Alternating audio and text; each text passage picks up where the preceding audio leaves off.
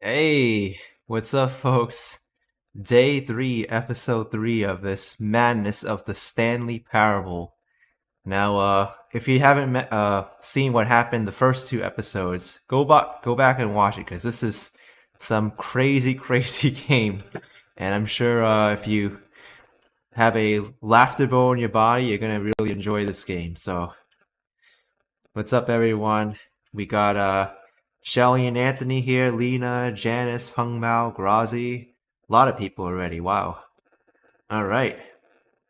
So not really looking forward to booting up this game again because the last time we needed to set the clock and I set it to midnight, the narrator was like, "Okay, if you like that, then next time I'm gonna give you a bunch of sliders to play around with." So let's let's see how long it takes to actually get into this game. Uh, let's see. The Stanley Parable Ultra Deluxe Day 3.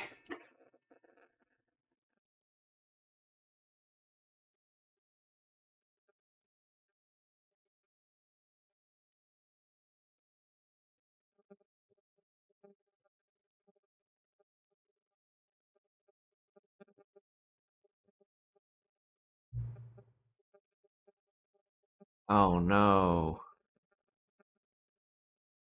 Not this again. Why does this matter?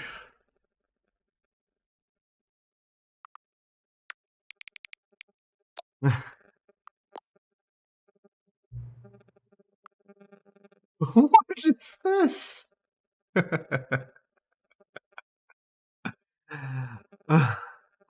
What does this do?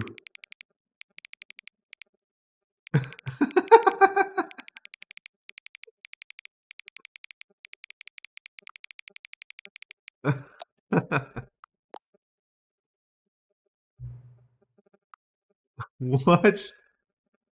Please adjust the slider until the number 5 comes the number 9? What is it, 5, 6, 7, 8, 9?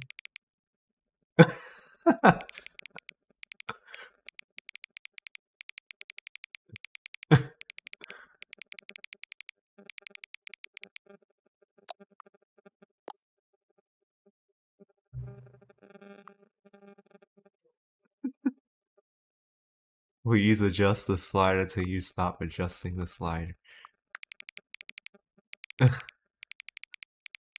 This is actually fun. I didn't know I'd have so much fun with sliders. Slide, slide, slide, slide, slide, slide, slide, slide. Slide to the right. Slide to the left. No, I was the other way.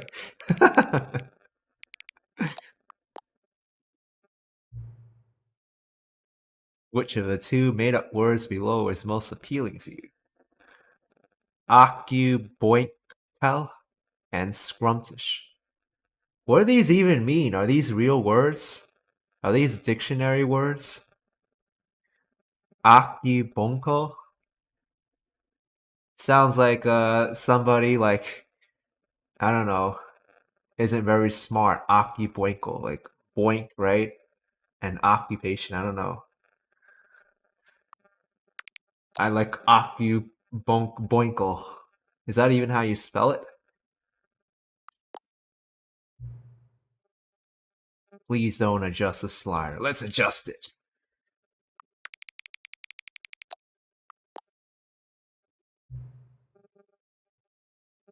I actually don't. Actually, I do because we started the stream at 12:30, but now I don't know when this time is.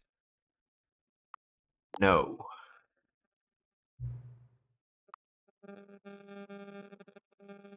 What? This is a philosophical question now. It's like, what is the meaning of life? Is the time that is right now the correct time?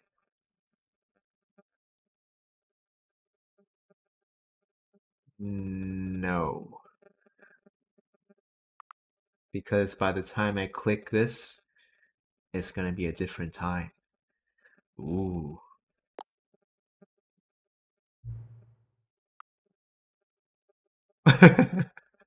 What is time anyway? Yeah, what is time? How do we measure time? This is going back to philosophy class. Is time like, the sun's position on the earth, or is it just some made up thing? What is time? Yes. Is there anything about yourself you haven't told me? Ooh. That I was a bad student in school. I got spanked in the butt. And I peed my pants in kindergarten. Yes.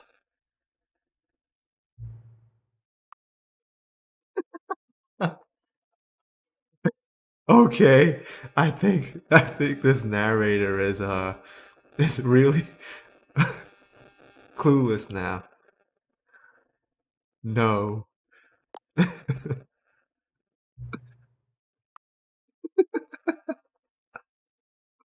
No.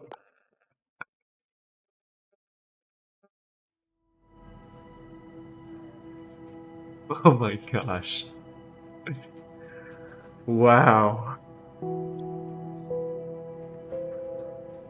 Now I guess the game is the Stanley Parable 2.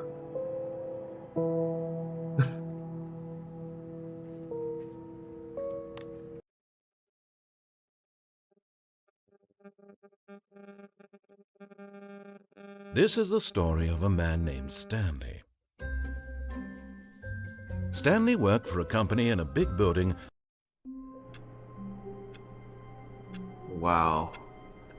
Now, what happens, if you really want to start fresh in this game? Do you have to, go through that menu again? What if your family member wants to play this game, or your friend comes over, be like, hey, I want you to play this troll game called the Stanley Parable, play it. And then, they kind of just, jumped into the middle of this, and, it's not a fresh start.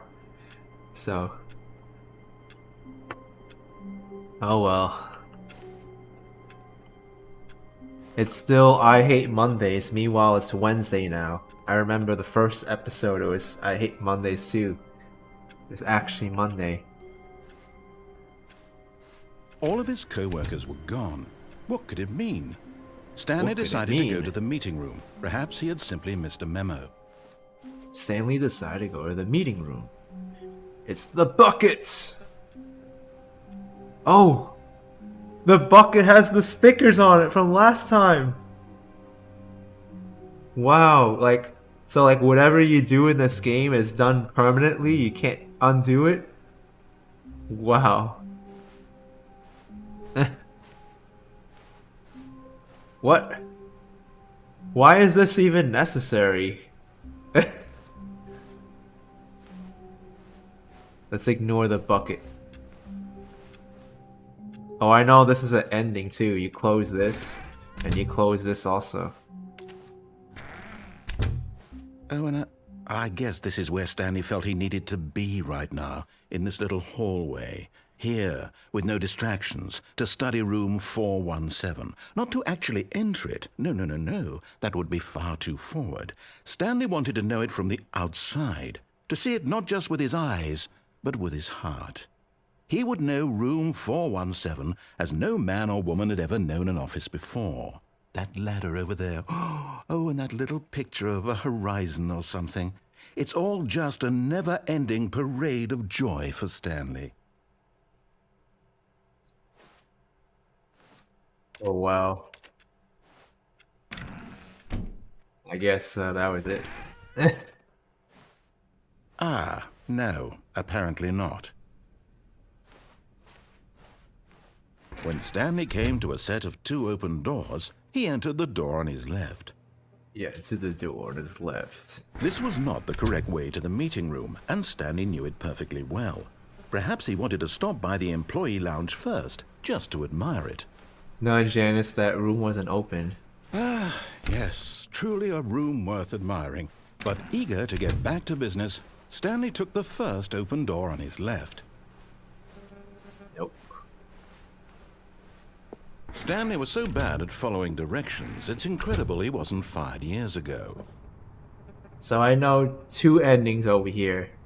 that I forgot to show you. This is the lift ending. Watch this.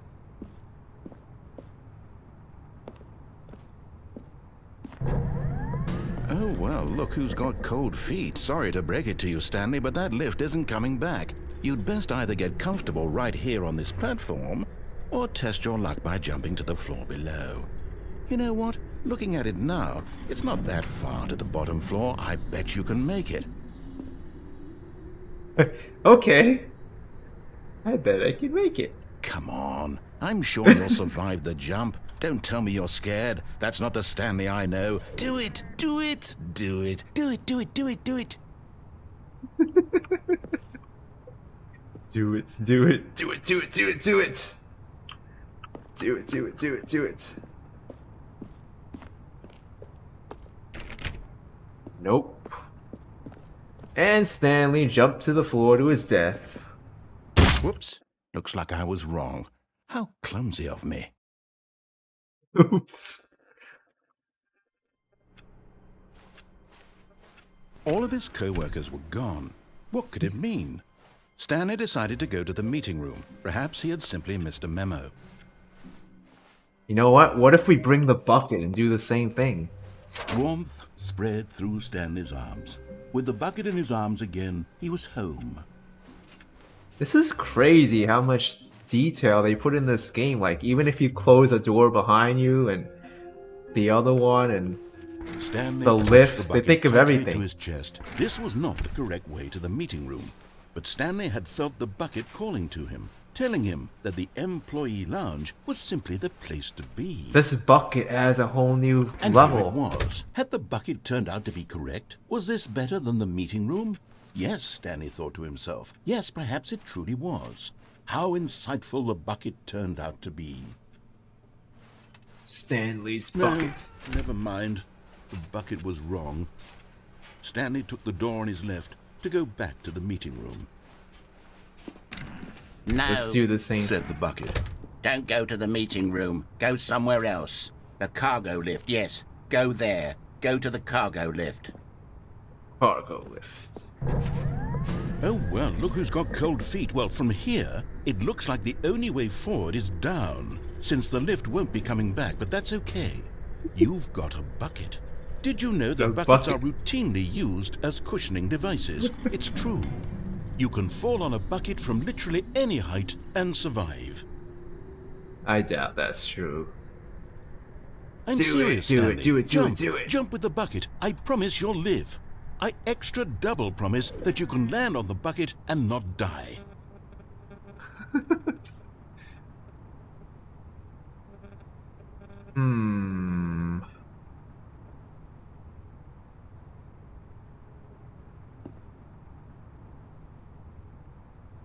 Don't look.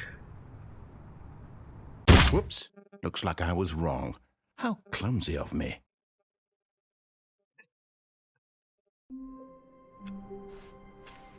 All of his co-workers were gone. What could it mean? Stanley decided to go to the meeting room. Perhaps he had simply missed a memo. Meeting today in the meeting room. There's another ending that I want to show you over here. Taking the lift. Stanley came to a set of 2 open doors. This was not the correct way to the meeting room, and Stanley knew it perfectly well. Perhaps he wanted to stop by the employee lounge first, just to admire it. The lounge was sublime, a work of art. But eager to get back to business, Stanley took the first open door on his left. Stanley was so bad at following directions, it's incredible he wasn't fired years ago. Look, Stanley, I think perhaps we've gotten off on the wrong foot here. I'm not your enemy, really, I'm not. I realize that investing So, your trust you can in someone else run can be off the difficult, platform but over the here. fact is that the story Ah! but in his eagerness to prove that he is in control of the story and no one gets to tell him what to do, Stanley leapt from the platform and plunged to his death. Good job, Stanley. Everyone thinks you are very powerful. Oops. I need to wait for the lift All to of his get raised a little co-workers bit were more gone. What to get could it onto that mean? platform. Stanley decided to go to the meeting room. Perhaps he had simply missed a memo. Lena, this is as fast as he can go in the game. When Stanley came to a set of 2 So far, open my doors, favorite this was ending not is the the correct way to the endless meeting hole. room, and Stanley knew it perfectly well. Perhaps he wanted to stop by the employee lounge first, just to admire it. Standing now in this incredible room, Stanley for the first, but eager to get back to business, Stanley took the first open door on his left. Stanley took the first open door straight ahead. Stanley was so bad at following directions, it's incredible he wasn't fired years ago. Look, Stanley, I think perhaps we've gotten off on the wrong foot here. I'm not your enemy, really, I'm not. I realize that investing your trust in someone else can be difficult, but the fact is that the story has been about nothing but you all this time. What? Really? I was in the middle of something. Do you have zero consideration for others? Are you that convinced that I want something bad to happen to you? Why, I don't know how to convince you of this, but I really do want to help you, to show you something beautiful. Look, let me prove it. Let me prove that I'm on your side. Give me a chance. So yeah, a lot of people would miss this. They would just go on the lift all the way up there, but can fall off it over here.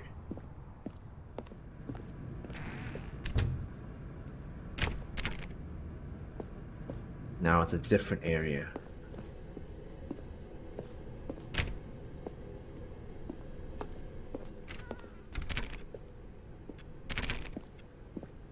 It's good to check stuff. Now listen carefully, this is important. Stanley walked through the red door. Now it's left and right, and there's red door and blue door. Oh! Okay, I'm going back to the name of these little Stanley figurines, and now I'm torn between Stanlerines and Figlies. What do you think, Stanley? What name better encapsulates the intrinsic sense of happiness that you get from seeing a small number in the corner of your screen go up by 1? Let me sit on it. I'm sure it will come to me. Janice wants blue. Alright, let's do blue. We'll do red the next time. Aha, perhaps you misunderstood. Stanley walked through the red door. Stanley walked through the red door. Emphasis on red.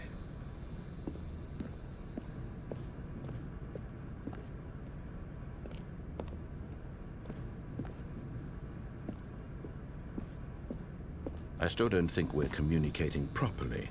Stanley walked through the red door. Through the red door. Oh! All right, fine. Go ahead, Stanley. You want to know so badly what's out there? You want to find out what lies at the end of this road you've chosen? Well, don't let me stop you. Wow. Who was behind us the whole time? What's in the blue door?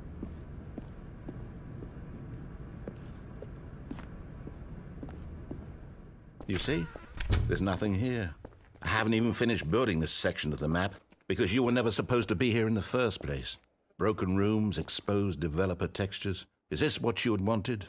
Was it worth ruining the entire story I had written out specifically for you? Do you not think I put a lot of time into that? Because I did. And in the end, it was all for nothing, because this is what you wanted to see. Help me here, Stanley. Help elucidate these strange and unknowable desires of yours. What would have made this game better? What did you want to see? Vehicles? Skill trees? Work with me. You've given me absolutely nothing so far. There's Tell you what, nothing let me here. take a stab in the dark at a new design, and you can give me some feedback. There we go. A third option. This already feels leaps ahead Whoa. of where we were before. Go ahead, Stanley. Take it for a spin. What if we go through like the regular doors?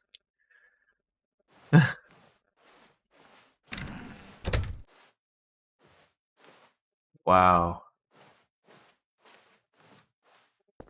Okay, I'm going to stop you there. Now, tell me about your experience with this new version. Would you say that the game benefited from allowing you more choices? Feel free to be honest. I'm looking for some real critical feedback here. Wow, this is like the slider thing in the beginning. Aha! You see, I knew I was onto something. Where do these flashes of inspiration come from? How did I know the game needed a third door? Well, it's instinct mostly, a calling in your gut. I really couldn't say where the idea came from, except that I felt it in my soul. You can't teach that, Stanley. Don't even try. Susan, you Here, think those based stores on go the to data a from broom your closet? previous playthrough, I've compiled a new version. And to be perfectly candid, I think I've knocked it out of the park with this one. Let's take a look.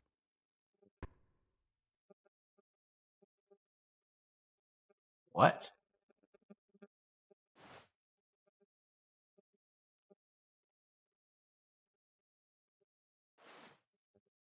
Hey, it's a leaderboard.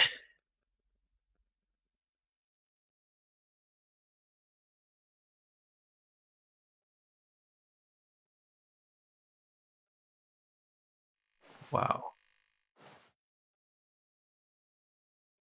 Is this the same door we went into? Yeah, but... Now, would you say that competitive leaderboard helped you feel motivated to keep walking through doors? Again, honest answers, please. Yes. Hey, I nearly forgot. I've got a prototype of a new game I've been working on, and now would be a lovely opportunity to give it some playtesting. You wouldn't mind taking a look at it, would you? Perfect. Let me boot it up. In this game, the baby crawls left Oh, towards this danger. one. You click the button to move him back to the right, and if he reaches the fire, you fail. It's a very meaningful game, all about the desperation and tedium of endlessly confronting the demands of family life. I think the art world will really take notice. But of course, the message of the game This game only is so becomes messed clear up. once you've been playing it for about 4 hours. So why don't you give it 4 hours of play to make sure it's effective? Be sure to keep notes on your experience.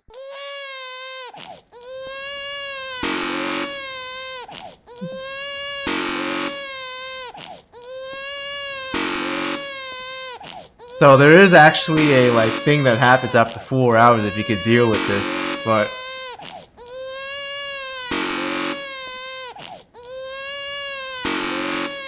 And then I think the baby starts going faster, and he also puts a puppy down into water. You're supposed to save the puppy too. They made this like so annoying too, like on purpose, with the screaming baby and also this annoying button noise.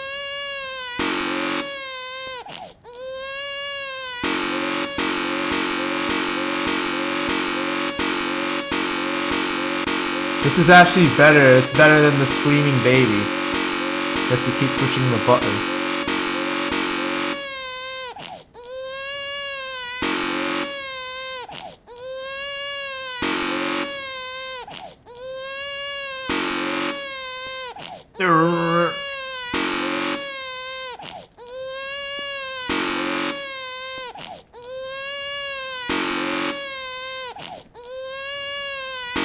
Alright, I give up. I can't handle this anymore. Ah! You heartless bastard. Did you do it because you hate babies or purely to spite me? Because if it's the latter, well, I don't know what to do. I'm completely out of ideas. I can't think of a single thing that might improve the experience for me. I'm not even going to try. I'm out. I'm done. It's over. Thank you for playing. Your input was extremely valuable. Oh, hey, since my game was so awful, why don't we play someone else's game, just to ease the pain? Let's see. What do we have here? Yes, this seems like it'll work. Let's give it a shot. Another game. We're gonna restart to the beginning. Aha! Whoa! Fascinating. What do you think this game is about, Stanley? What's our backstory? What is our motivation? Well, it seems obvious to me that you are meant to play as a creepy man spying on innocent Alaska? civilians below you from up high in your creep tower, perhaps for some sort of twisted erotic purpose. What is That this? must be it. What a fascinating venture into the experience of total mental depravity. So far, I love everything about this game, Stanley. And it seems there's even more. Come, let's venture outward and see what else is out there. Ooh.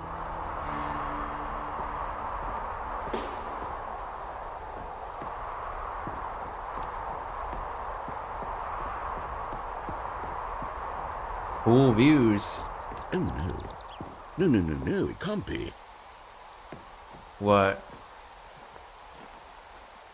Can't be what? It is. It's an open world game. Good God, quickly block it off. Oh! Oh, thank goodness, Stanley. What a close call. You nearly wandered off into that thing. That big, open, just wandering around. No right or wrong directions. No path to follow. You can just go in any... Oh, thank heavens we avoided it. We're out of the woods now, Stanley. Okay, I'm going to get us out of here. Let's find another game. Preferably something with walls. Something with nice, big, insurmountable walls. What other game are we expecting now? Okay, I think this will be just the thing. What is this? Wonderful. See, this is exactly what I had in mind. Just a nice big box for you to run around in. There is Rocket any possibility League. that you could get lost here. Now this is game design. Stanley, if you manage to get lost in this game, I will be phenomenal. Hey, it's Rocket League. This is where you Okay, drive so what around exactly vehicles do we and do you like here? Let's see. There are lots of try to cars here in score the back, points but and obviously there's balls. no racetrack. Okay, I'm seeing that there's a ball of some kind back here. Is this game sports ball? Stanley, I think it's sports ball. Oh, what fun. We shall run the bases and do a touchdown together. Yes, I think surely we must. Okay, Stanley, here's the ball. Have fun. What ball? Oh. Wow, they even have the Rocket League. Oh, wow. You can run faster now.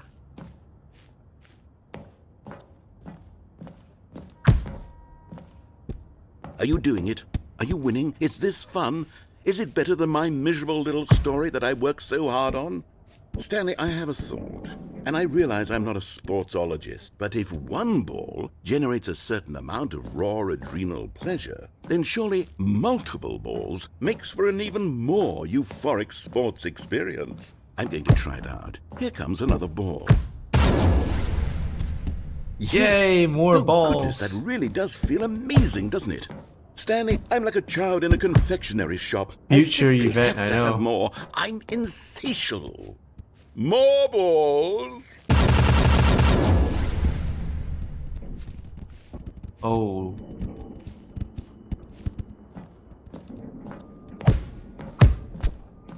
This is kind of cool. They have a little reference to enjoying Rocket this, League. Stanley? Are you having fun? Is this a real video game? Well, I sure hope you're having a good time, because guess what? It's over. That's right. Your little fun comes to an end. This is my game, and what I say goes. You get to have fun when I let you, Stanley. Besides, you need someone like me to set boundaries for you. Without rules or boundaries, video games are nothing. Yes, that's what I am. I am structure. I'm your What if you sense go of into the purpose. goalpost And since yourself? you decided you didn't want to play my game, now I don't want to play with you either. So, goodbye, Stanley. Hold on. What are you doing? Oh! Stanley, don't do that. I can't follow you there. I can't help you. How will you write a story without me? You can't do it. You know that. Stanley, come back. We still have so much. Wow.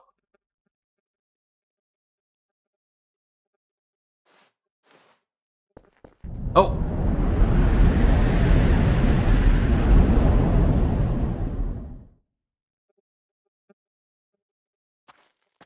What? Where am I?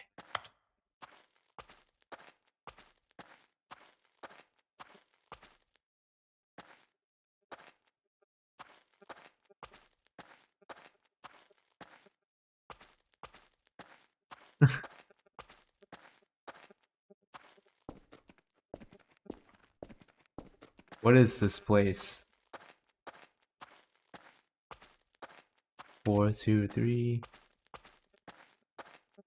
Man, I figured that out all on my own.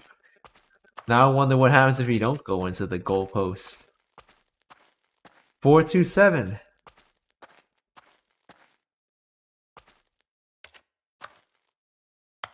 Does any of these work?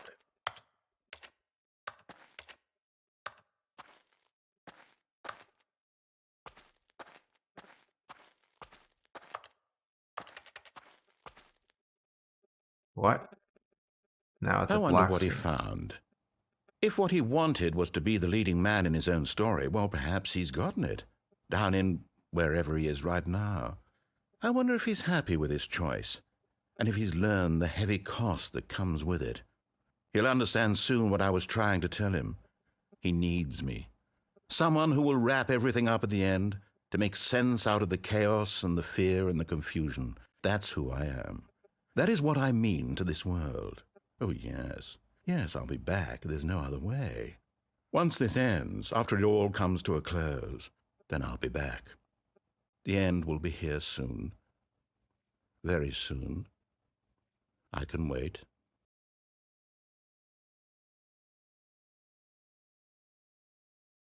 Huh?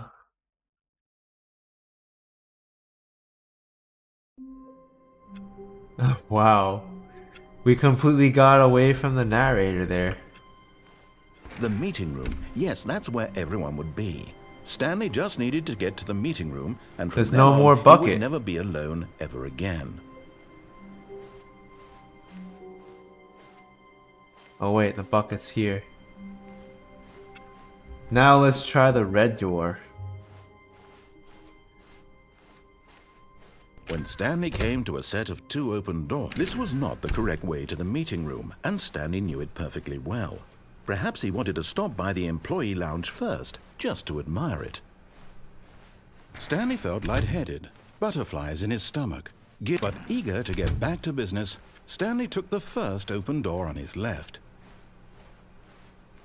Stanley took the red Stanley was so door. bad at following directions, it's incredible he wasn't fired years ago.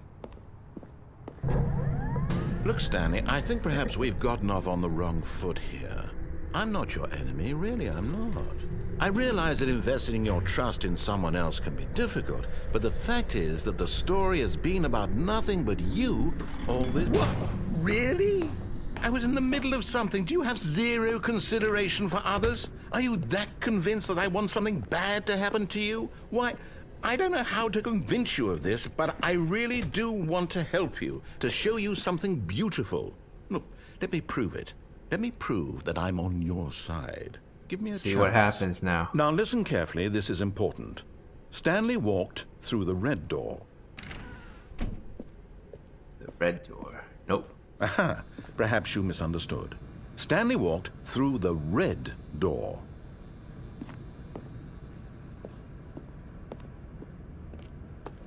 I still don't think we're communicating properly. Stanley walked through the red door. The red door.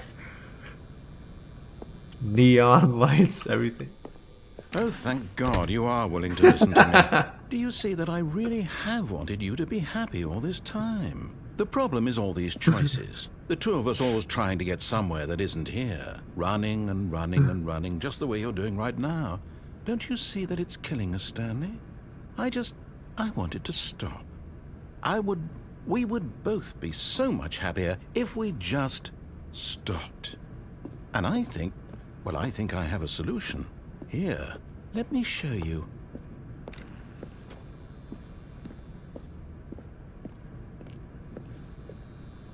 Oh shoot.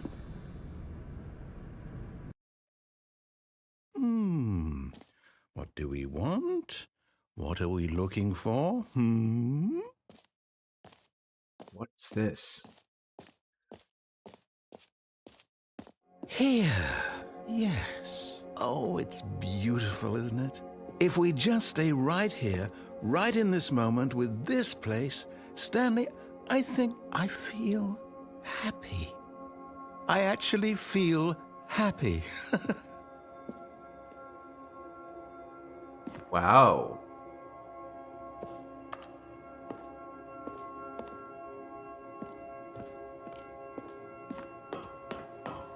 No, wait. Where are you going?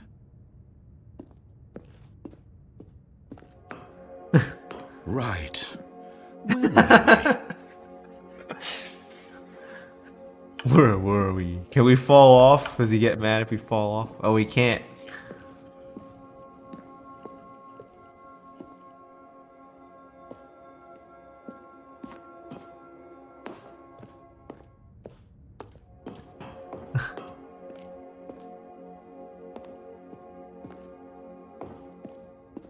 I like how the music just changes as you come in here.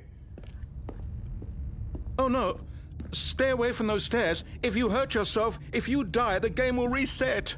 We'll lose all of this. The game will reset. No, if we die. Please, no, Stanley, let me stay here. Don't take this from me. Please, Stanley, think about what you're doing.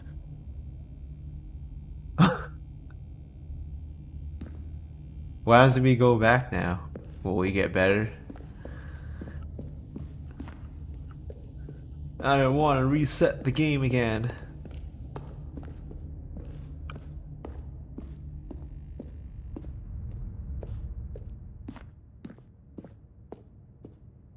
Good, good. We can't be too safe. Promise me you won't go back there. Just stay here. Wow.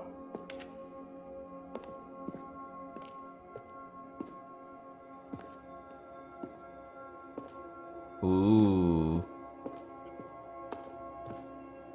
Alright, let's go back in there.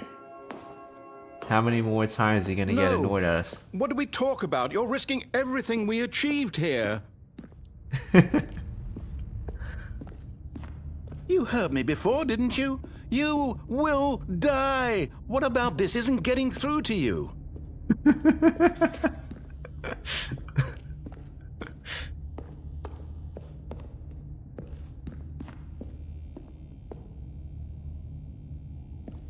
We'll have another round of narration if we go back again. Yeah, Clara, this game is just whatever you want it to be. You get a laugh out of it. There's multiple endings, it resets all the time. You are going to stay here, aren't you? No, I'm only gonna stay here as long as you talk. If you don't talk, then I don't know what to do.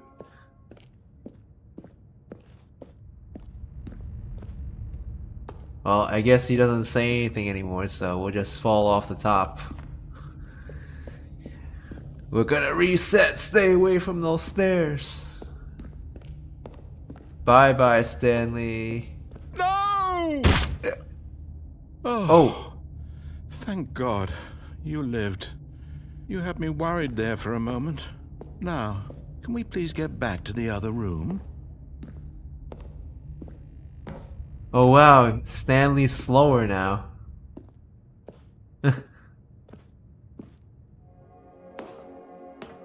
There. See? This is what you want. This is where we can both be happy. We really can. Wow, if we this is stop messed moving, up. we just have to stop moving. Is there really an ending here where if you stop moving then something will happen? How long do you have to stay here?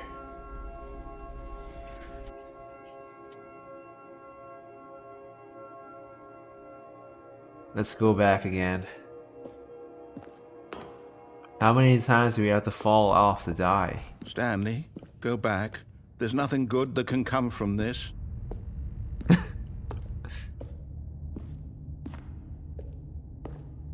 No. No, no, what are you doing? Do you just not believe me? What can I say to convince you? Oh boy. Hey Johnny Strides, welcome.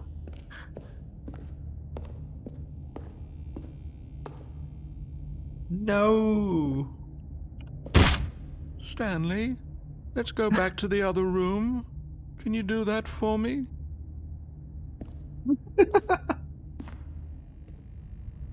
Wow, now I'm like really slow. Perhaps you can. Perhaps you finally see what I'm talking about. I know you'll see that we can't be happy if we leave this place. You can see that, can't you? Wow.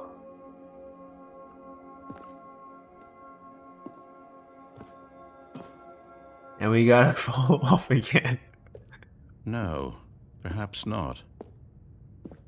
There's gonna be a point where the narrator's gonna give up and be like, okay, I see this is what you want. Take your life. My God, is this really how much you dislike my game? That you'll throw yourself from this platform over and over to be rid of it? You are literally willing to kill yourself to keep me from being happy. Am I reading the situation correctly? Wow. I feel bad for him now.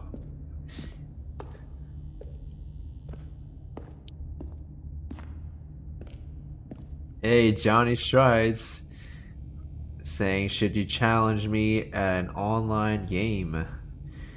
Might not be a bad idea. Be fun. Thank you for the $2 super chat. Or maybe you're just getting a kick out of it. I don't know anymore. I just wanted us to get along.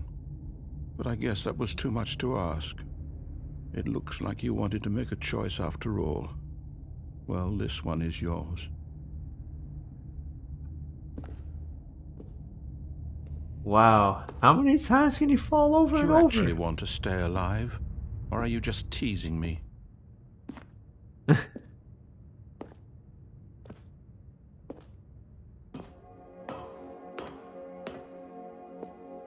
I wanted us to be happy here, Stanley. I really did. I still thought that was possible.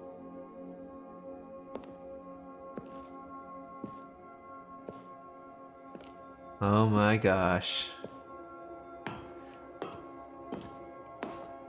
How many times can Stanley fall down?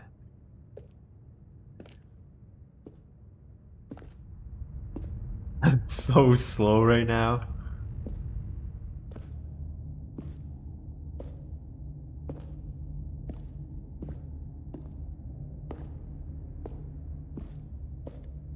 I'm gonna cry for the narrator more than Stanley.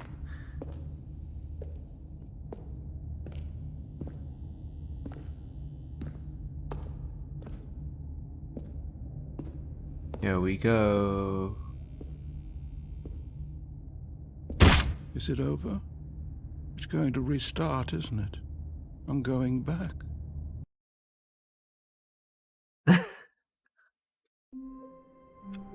Wow.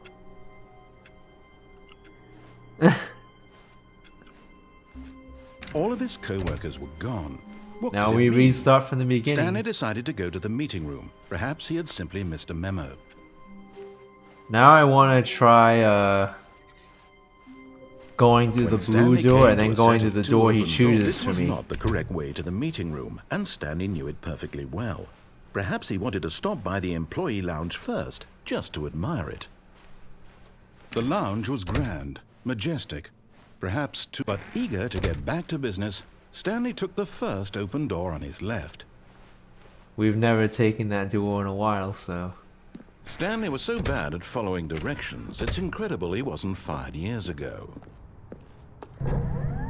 Look, Stanley, I think perhaps we've gotten off on the wrong foot here. I'm not your enemy. Jerry says alternate endings I realize needed. that investing your trust in We have someone to else find can all be the difficult, endings. But the fact is that the story has been about nothing but you all this time. What? Really? I was in the middle of something. Do you have zero consideration for others? Are you that convinced that I want something bad to happen to you? Why, I don't know how to convince you of this, but I really do want to help you, to show you something beautiful. Look, let me prove it. Let me prove that I'm on your side. Give me a chance. Now listen carefully, this is important. Stanley walked through the red door. Aha, perhaps you misunderstood. Stanley walked through the red door. I still don't think we're communicating properly. Stanley walked through the red door. All right, fine. Go ahead, Stanley. You want to know so badly what's out there? You want to find out what lies at the end of this road you've chosen? Well, don't let me stop you. Don't let me stop you. You see? There's nothing here. I haven't even finished building this section of the map because you were never supposed to be here in the first place. Broken rooms, exposed developer textures. And then you can Is this what repeat you this had with the wanted? bucket, Was it and worth you have a ruining whole the completely entire different story I'd set written of out narration. specifically for you? Do you not think I put a lot of time into that? Because I did. And in the end, it was all for nothing, because this is what you wanted to see.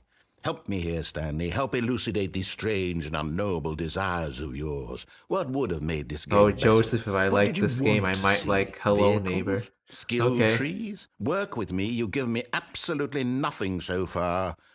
Tell you what, let me take a stab in the dark at a new design, and you can give me some feedback. There we go. A third option. This already feels leaps ahead of where we were before. Go ahead, Stanley. Take it for a spin. Third option. Okay, I'm going to stop you there. Oh, it's the Now, same Tell thing. me about your experience with this new version. Would you say that the game benefited from allowing you more choices? Feel free to be honest. I'm looking for some real critical feedback here. A 1? I mean, I can understand if you had reservations, you saw ways the game could be improved to more fully express itself mechanically and artistically, but a 1? That's not even helpful. What am I supposed to do with that? But I guess it isn't my place to judge. Here, based on the data from your previous playthrough, I've compiled a new version. And to be perfectly candid, I think I've knocked it out of the park with this one. Let's take a look.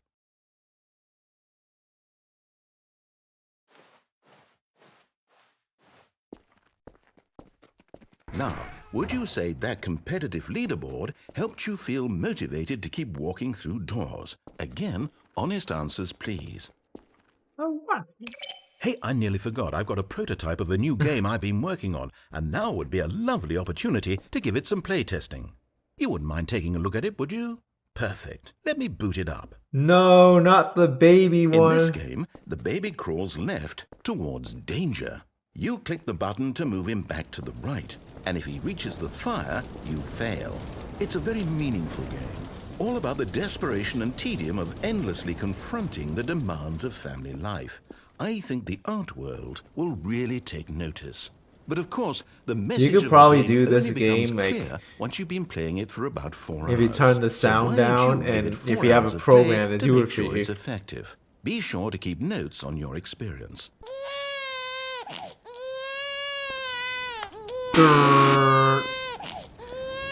Die, baby!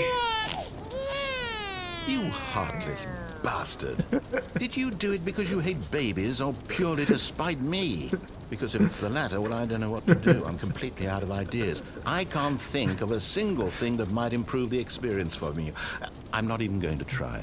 I'm out. I'm done. It's over. Thank you for playing. Your input was extremely valuable. Oh, hey, since my game was so awful, why don't we play someone else's game? Just to ease the pain. Let's see. What do we have here? Yes, this seems like it'll work. Let's give it a shot.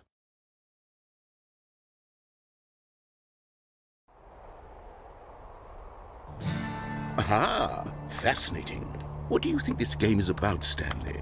What's our backstory? What is our motivation?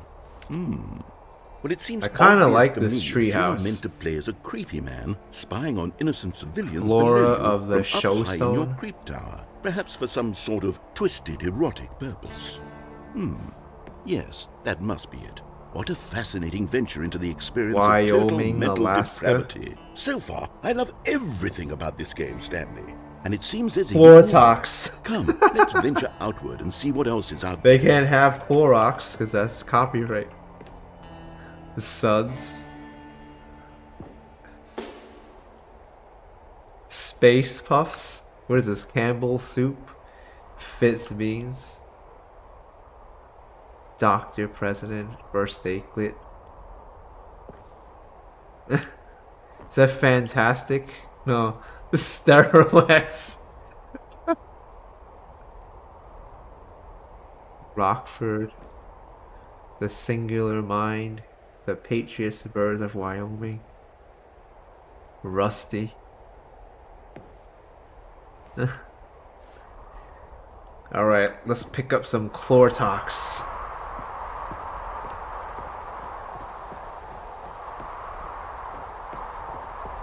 Oh, it's Superboy. This house that I'm in is from the Firewatch game. I had no idea. No, it can't be.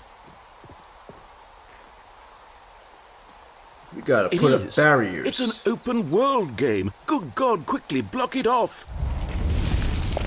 Oh, thank goodness, Stanley. What a close call.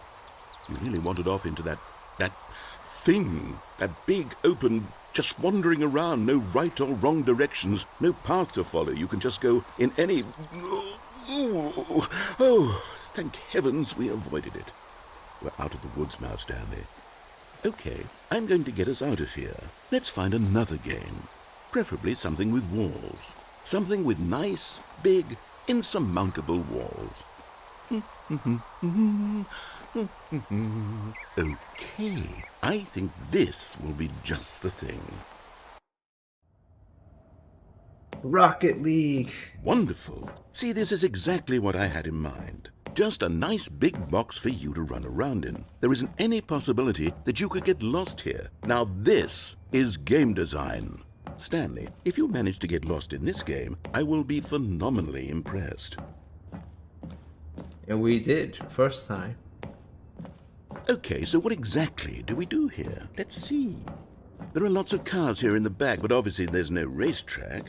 Okay, I'm seeing that there's a ball of some kind back here. Is this game sports ball? Stanley, I think it's sports ball. Oh, what fun. We shall run the bases and do a touchdown together? Yes, I think surely we must. Okay, Stanley, here's the ball. Have fun. Alright, let's see.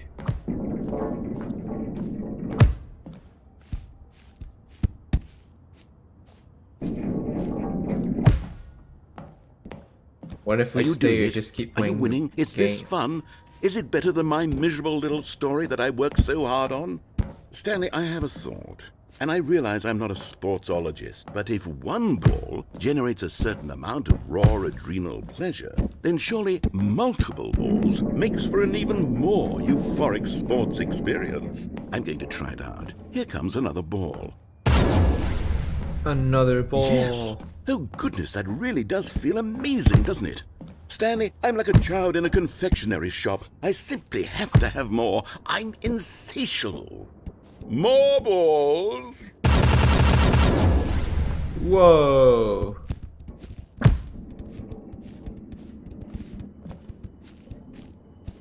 Maybe what I did before is what you're supposed to do here.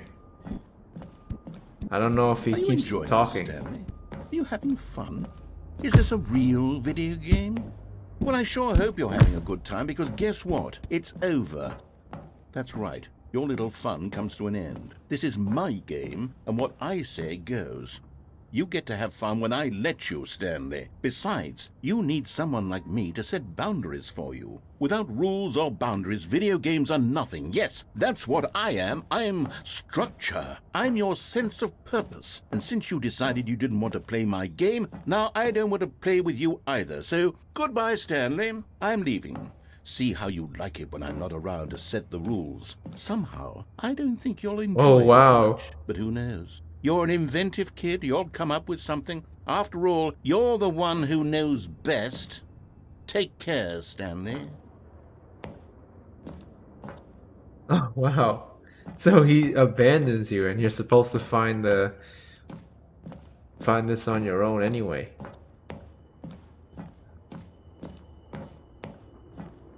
Hold on.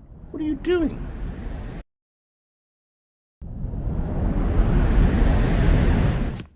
Stanley, don't do that. I can't follow you there. I can't help you. How will you write a story without me? You can't do it. You know that. Stanley, come back. You still have so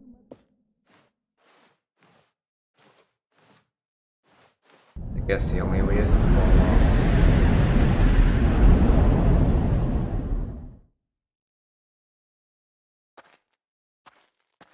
Alright, since we just saw this, let's restart.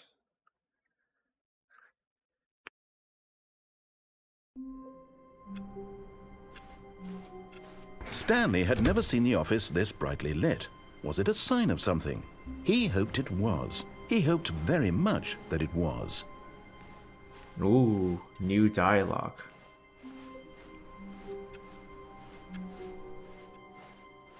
So there's the escape ending where you go up to the boss's Stanley office, came to a set of 2 open and then doors. you go back. He entered the door on his left.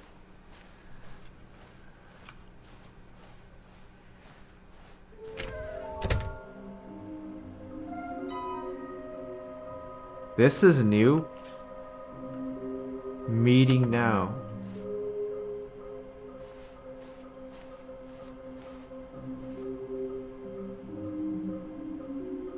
Oh.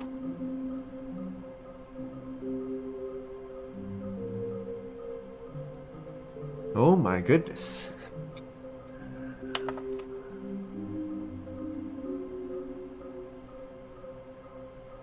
$4.16.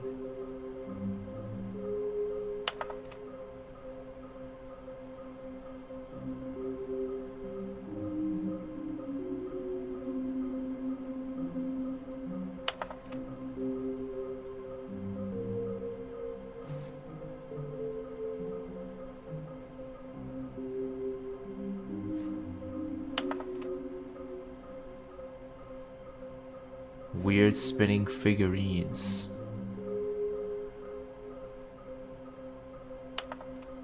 Why do they kind of look like 427? Why floating?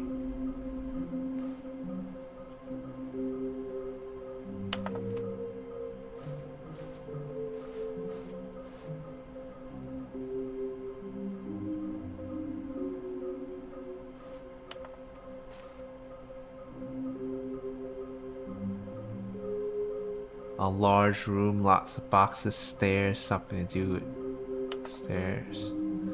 Somewhere both red and blue. Oh, these were the locations of the figurines. We got the red and blue one. The sequel exhibit, that's where we found the first one. I don't even know how many I have. Is there a way to check? Is there like a menu? Settings?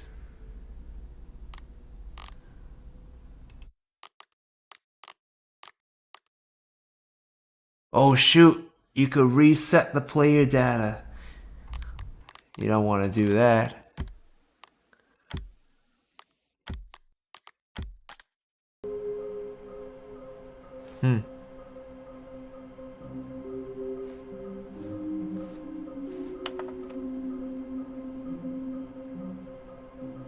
Huh. Gotta find... Stanley stepped into the broom closet, but there was nothing here, so he turned around and got back on track. the broom closets. Stairs. Coming to a staircase, Stanley walked upstairs to his boss's office.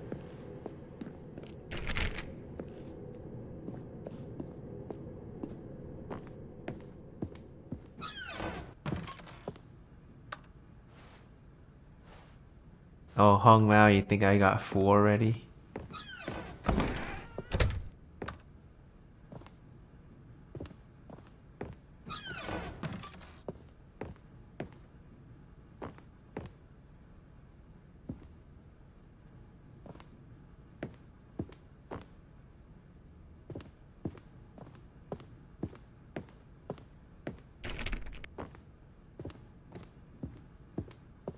So here, if we go out and go back in, I think it opens again. Stepping into his manager's office, Stanley was once again stunned to discover not an indication of any human life. Shocked, unraveled, Stanley wondered in disbelief who orchestrated this. What dark secret? So I was trying to get out again once that boss's door closed. Gone. What could it mean? It's another Stanley ending. decided to go to the meeting room. Perhaps he had simply missed a memo. You have to be really quick.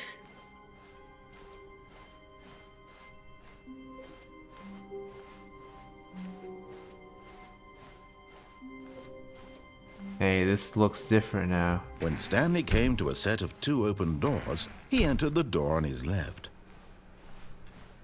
Susan asks what happens if we go downstairs. Different.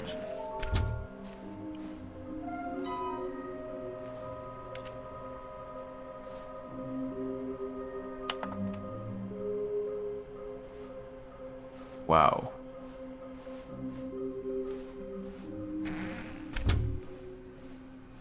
Kinda creepy. Coming to a staircase, Stanley walked upstairs to his boss's office.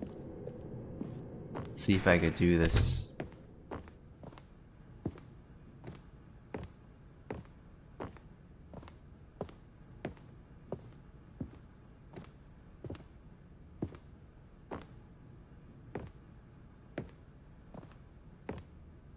Stepping into his manager's office, Stanley was once again stunned to discover It's hard not to an do. indication of any human life. What could it mean? Stanley wondered aloud. All of his co-workers were gone. What could it mean? Stanley decided to go to the meeting room. Perhaps he had simply missed a memo.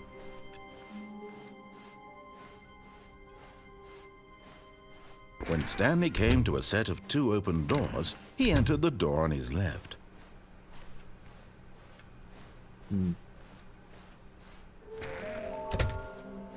There will be a reward for finding them all.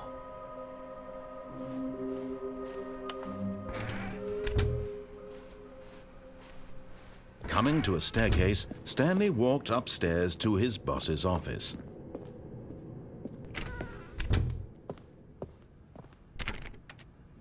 Let's see, how can I do this? Well, the door can't close if I'm here.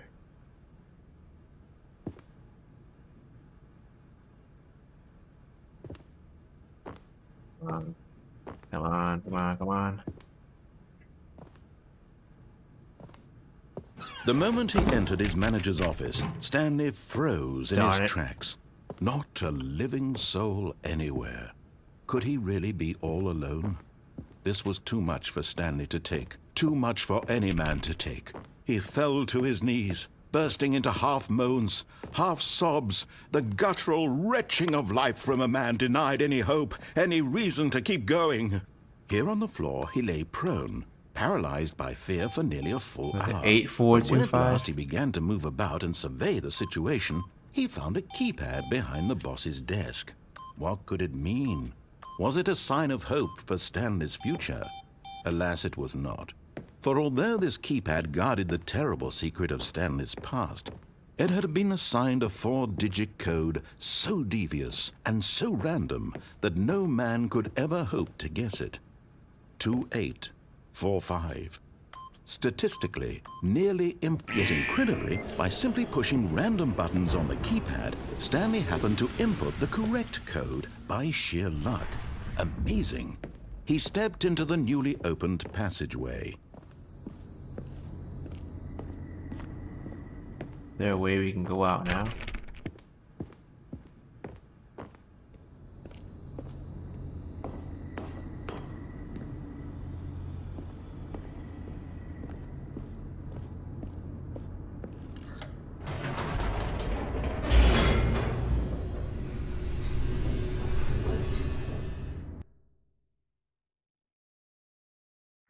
Descending deeper into the building, Stanley realized he felt a bit peculiar. It was a stirring of emotion in his chest, as though he felt more free to think for himself, to question the nature of his job. Why did he feel this now, when for years it had never occurred to him? This question would not go unanswered for long. So I think there is another ending where you just stay on the elevator. Whoops, nope, never mind. Stanley actually got back into the elevator and went back up. Silly me. Why did Stanley do that when he knew that it would just lead back to his boss's office? Well, that's a great question. I just can't wait to find out.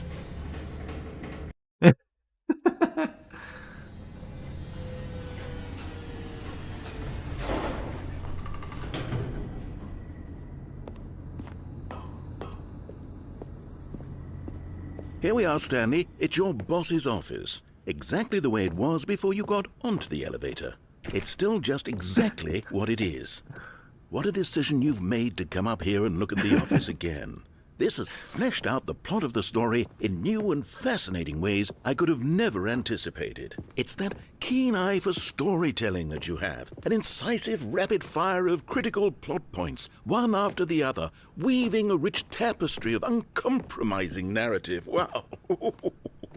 I'm bolted to the edge of my seat. So groundbreaking, right? The boss's office again.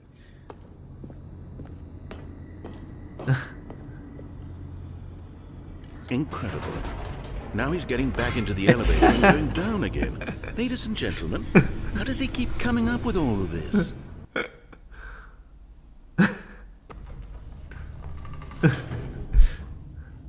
We're going off again. Did you think we were going to go forward down the spooky corridor? No. It's time once again to go back up in the elevator. I can't even begin to grapple with what might be up there. Is it the boss's office again? Or what if it's the boss's office this time? The suspense is killing me. What is there?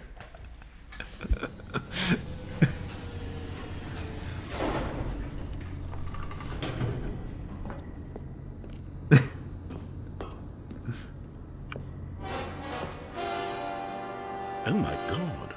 It's the boss's office. That's... This absolutely changes everything for me. Give me a time out here for a minute while I process this.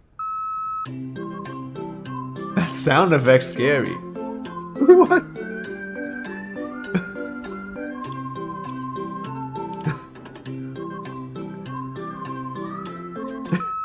Okay, I'm ready. I'm prepared to embrace this stunning revelation and to move forward with... No! No, wait! No! I need more time to process.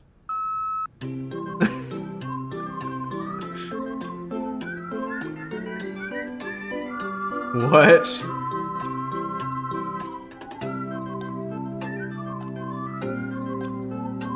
He needs more time to process while we go up and down the elevator. All right. I have fully come to terms with it. I have made space in my worldview for this astonishing new reality. As before, I turn to your expert eye for gripping narrative, Master Stanley. Okay.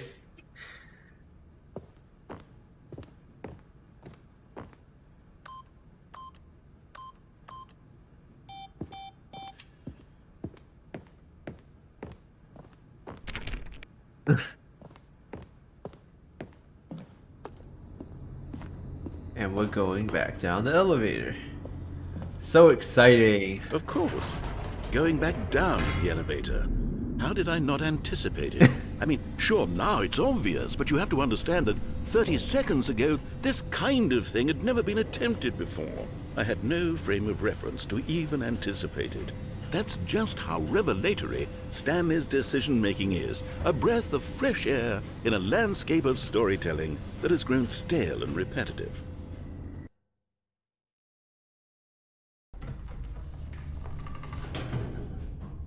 Let's see what happens.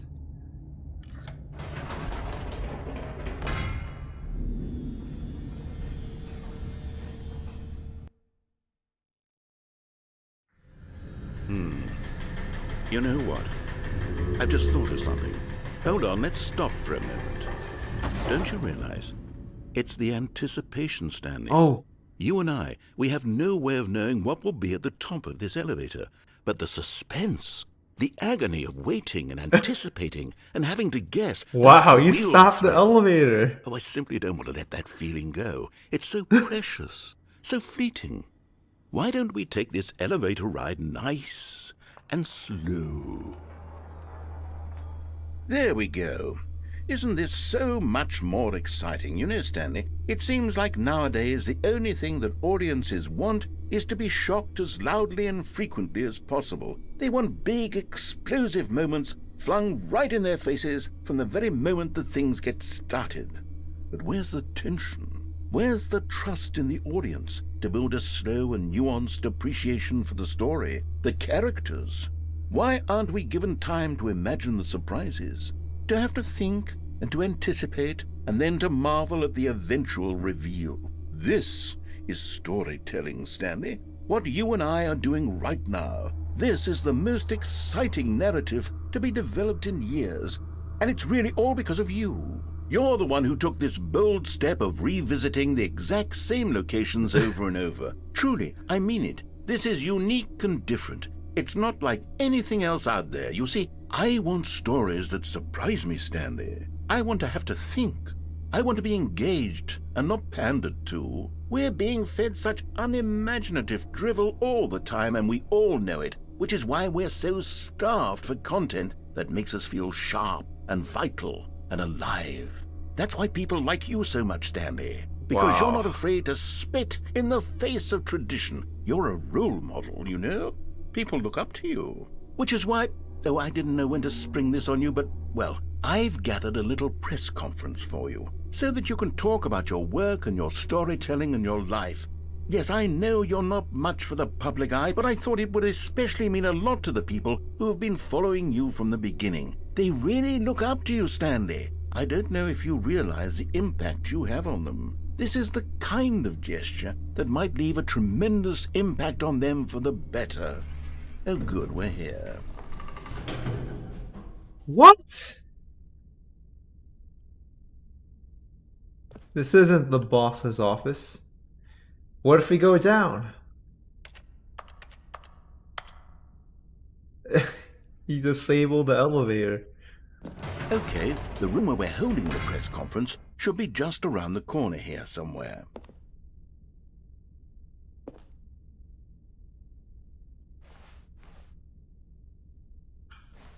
What? What is this place?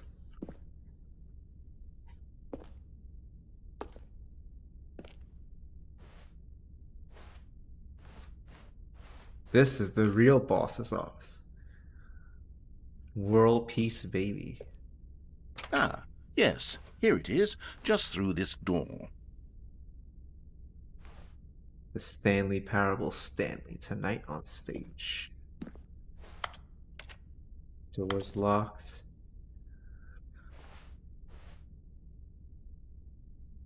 Huh. All right, Stage. are you Welcome, ready? Stan. I've told them you're going to speak a little bit about the nature of surprise in storytelling and what it means to craft a truly unpredictable narrative. Oh, don't worry, you'll do great. Just be yourself and speak from the heart. I'm really proud of you, Stanley. Okay, it looks like they're ready for you. Go get 'em. Wow.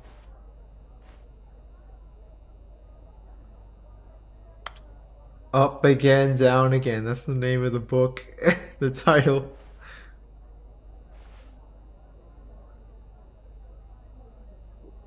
Wait, are these all Stanley's co-workers? Is this where they are? We didn't know where the co-workers were the entire time. Whoa!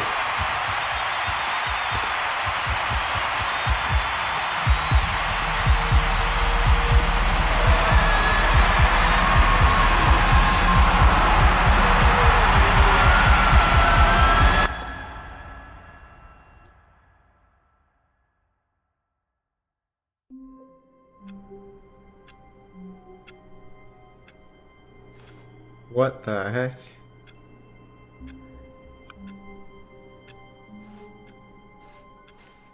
All of his co-workers were gone. What could it mean? Stanley decided to go to the meeting room. Perhaps he had simply missed a memo.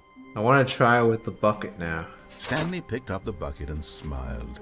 He'd never be alone again, not truly alone, not with the bucket around. Stanley clutched the bucket tightly to his chest and entered the door on his left.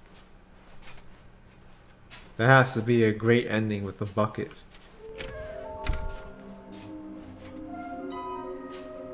Still gotta find the last figurine, wherever it is. Coming to a staircase, Stanley and the bucket walked upstairs to the boss's office. I'll try to do this again. Right.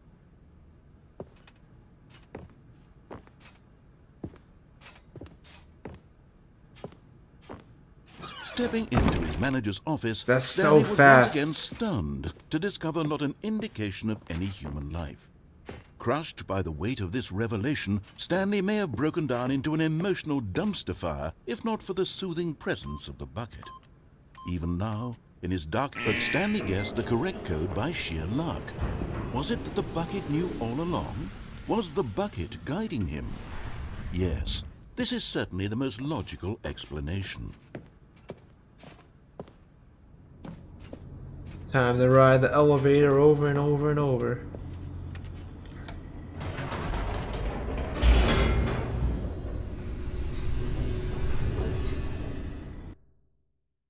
What's gonna be different now that we The have the elevator bucket? raced downward, plummeting towards an unknown fate.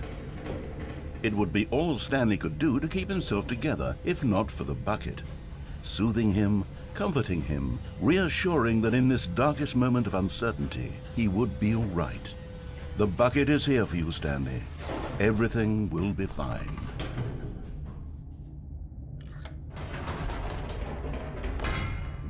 Wait, Stanley said to the bucket. Can we go back up? When I was pressing those keypad buttons, there was something very intriguing about the number 3. I want to go back so I can try pressing the number 3 again. The bucket said nothing. What?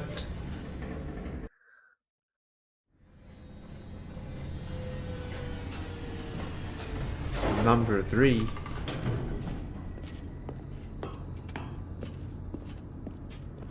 Here we are, said Stanley. Now I'm going to try out that number 3 button. He took the bucket over to the keypad and began absolutely slamming on the number 3 over and over and over. Wow, he said. The number 3 is such a special button. I'm having the time of my life. Stanley looked expectantly at the bucket, but the bucket remained silent. This was a shock to Stanley, who had always felt such a connection with the bucket. How was this not as exciting to the bucket as it was to him? Once Stanley had had enough of the number 3, he got back in the elevator. Oh my gosh. The bucket doesn't find this exciting, huh? Perhaps the bucket had missed something.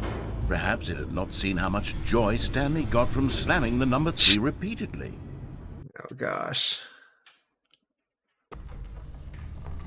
A hint of regret nagged in the back of Stanley's mind.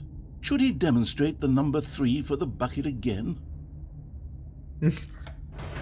Yes, we should. No, said Stanley to the bucket. You can't go on yet. Not till you understand how much the number 3 means to me. You and I have been through so much together, and I just want you to see what I see. Feel the happiness I feel. He smiled at the bucket, and the bucket said nothing. Nope.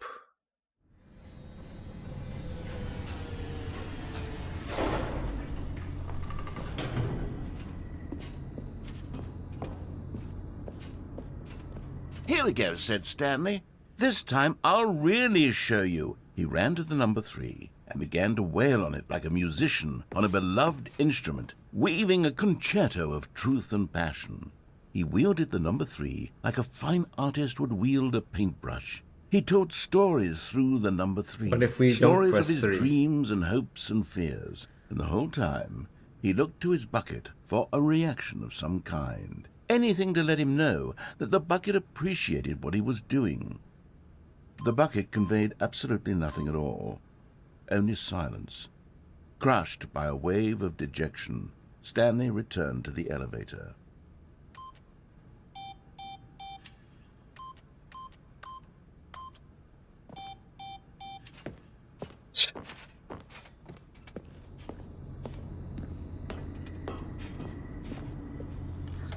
Stanley and the bucket were so close. They'd always been there for one another. Why suddenly could the bucket not connect with this passion of Stanley's? The question caused Stanley to ruminate the whole way down the elevator. He knew that there must be a way to get through to the bucket, to communicate fully with his dear friend. Surely there was a solution, mustn't there be? The magical bucket.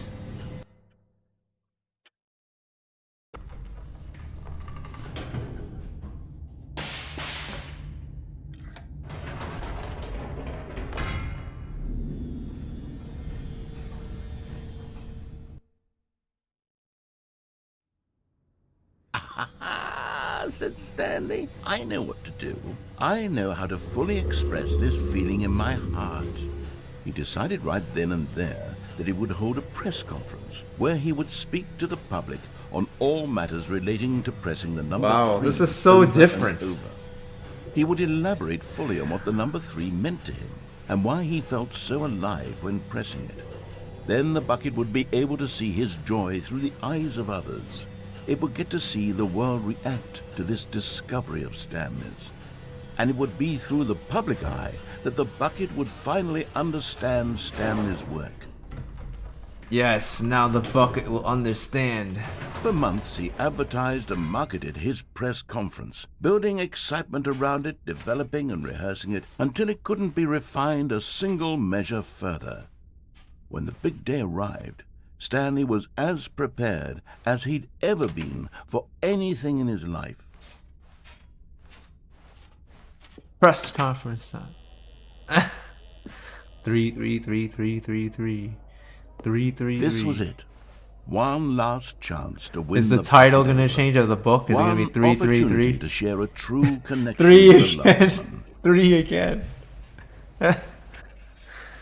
This is funny.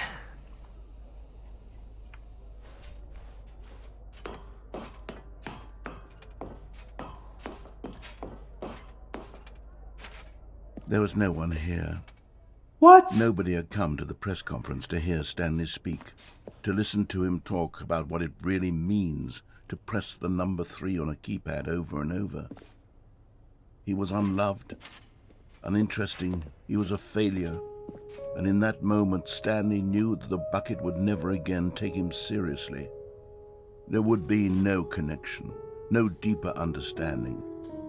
The bucket merely sat there in his arms, indifferent. And so it began that slowly, over many years, the two of them grew more and more distant.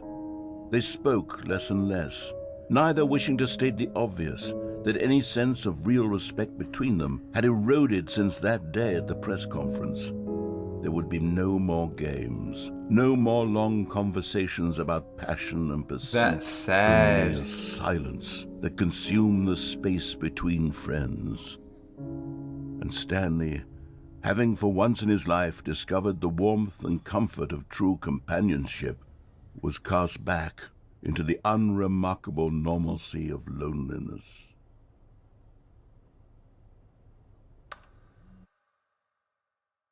So sad.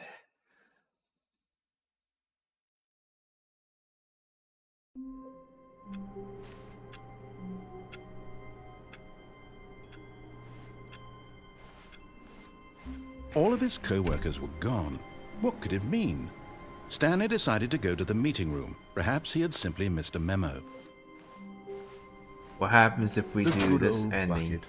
Just Stanley and the bucket, off on another thrilling adventure together. He might go up clung the here. bucket to his cheek.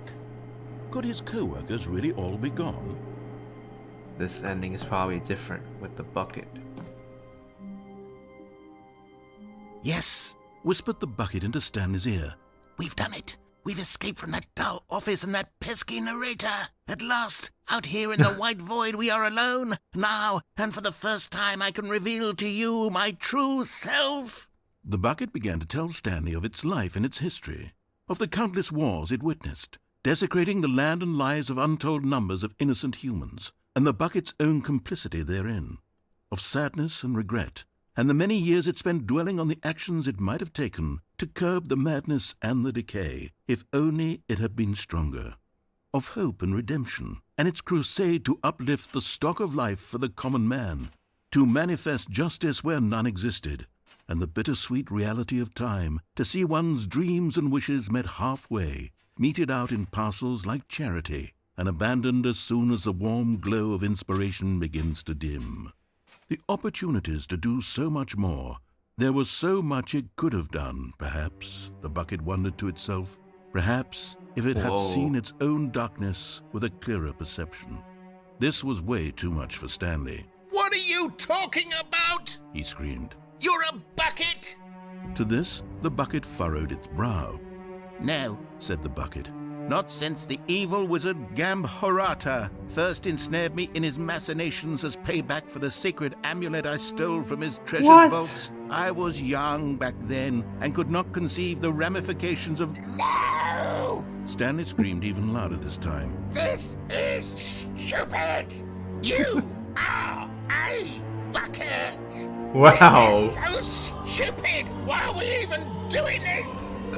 As Stanley screamed and screamed and screamed, the bucket revealed its true form, transforming into a mighty beast of untold power, its fangs glistening like...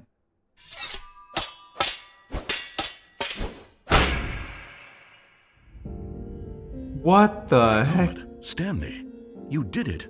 You saved us from the bucket. What? Thank God you already had all 12 emblems of sages and knew the incantations to summon their true power. Otherwise, we would have easily been overwhelmed by the bucket's power. What? Speechless. You've demonstrated such bravery here today. Come, let's restart the game, and we'll agree to never again go trifling with this bucket, nor the dark magic cast away inside of it. You gotta be kidding me. The true form of the bucket?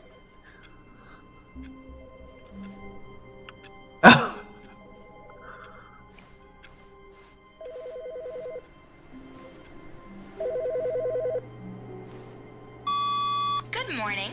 Thank you for contacting the Future Happiness Foundation. We are confirming your shipment of 1,327 cardboard boxes to your place of work. Can you verify that this is correct? Excellent. Your order will arrive shortly. Thank you again for contacting the Future Happiness Foundation. Okay. Is the bucket gonna be there? Yes!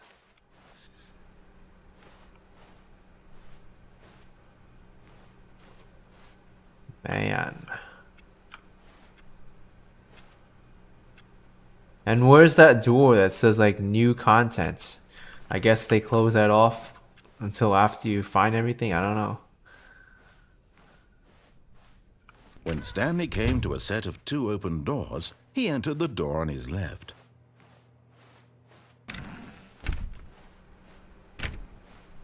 And wasn't it 417 that had some kind of thing? I don't know.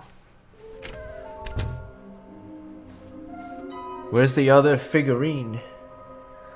A large room, lots of boxes. Well, we ordered all the boxes, so... And we gotta do something with stairs.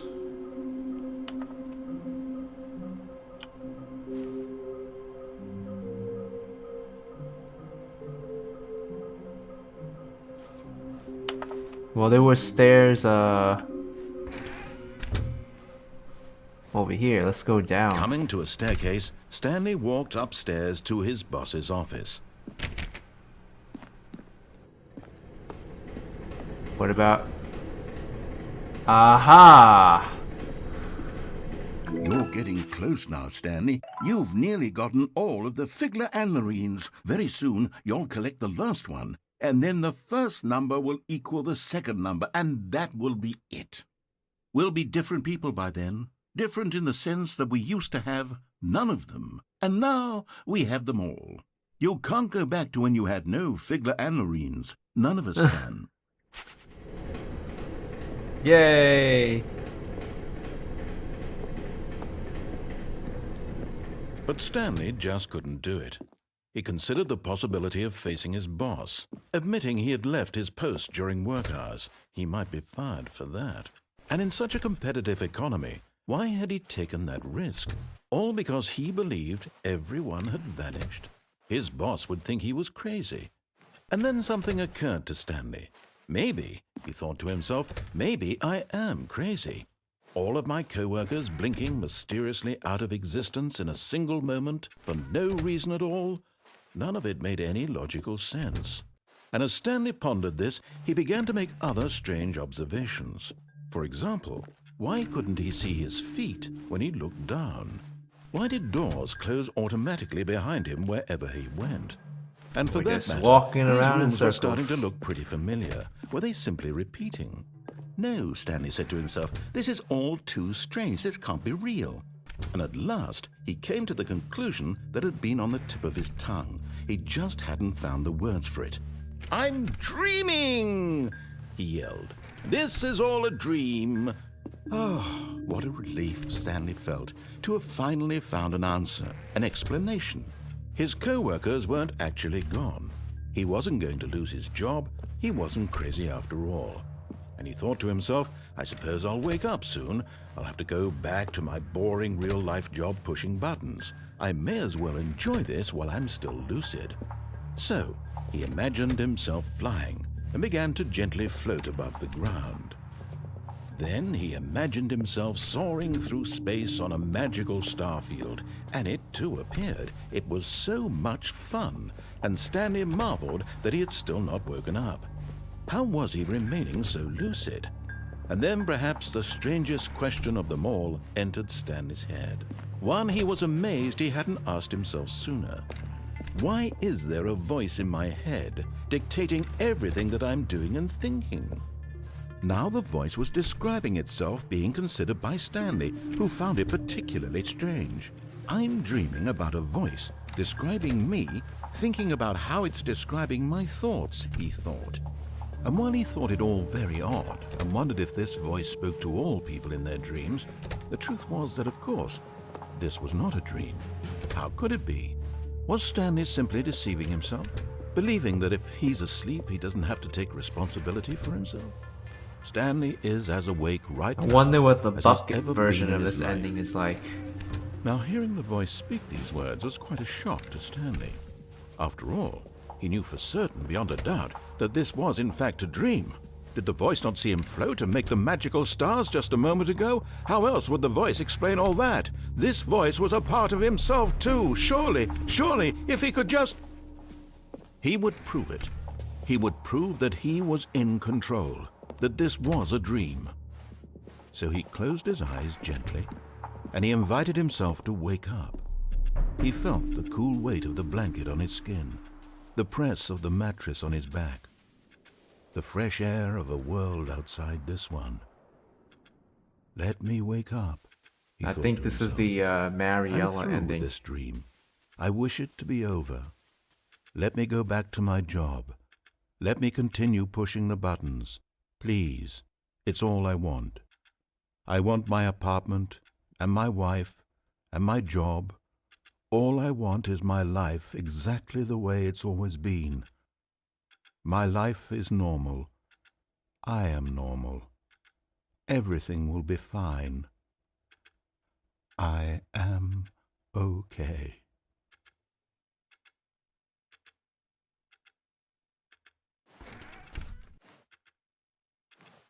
Stanley began screaming. Please, someone, wake me up. My name is Stanley. I have a boss. I have an office. I am real. Please, just someone tell me I am real. I must be real. I must be. Can anyone hear my voice? Who am I? Who am I?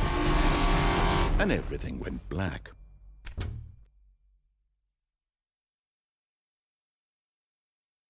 This is the story of a woman named Mariella. The Mariella ending. Mariella woke up on a day like any other. She arose, got dressed, gathered her belongings, and walked to her place of work. But on this particular day, her walk was interrupted by the body of a man who had stumbled through town talking and screaming to himself, and then collapsed dead on the sidewalk. And although she would soon turn to go call for an ambulance, for just a few brief moments she considered the strange man. He was obviously crazy. This much she knew. Everyone knows what crazy people look like. And in that moment, she thought to herself how lucky she was to be normal. I am sane. I am in control of my mind. I know what is real and what isn't. It was comforting to think this, and in a certain way, seeing this man made her feel better. But then she remembered the meeting she had scheduled for that day, the very important people whose impressions of her would affect her career, and by extension, the rest of her life. She had no time for this, so it was only a moment that she stood there, staring down at the body. And then she turned and ran.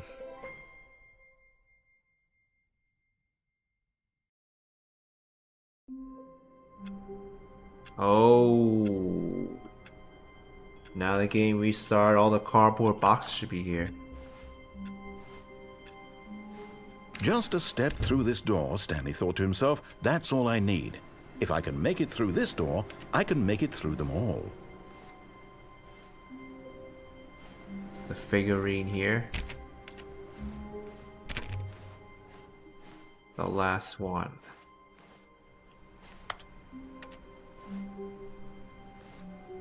Where are we going today? The bucket asked. Stanley just smiled. Anywhere they went together would be perfectly fine with him.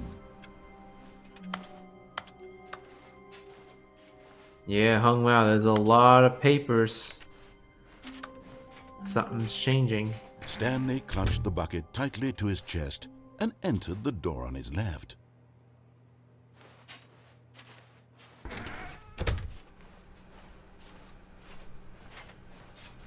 We have to follow the mystery.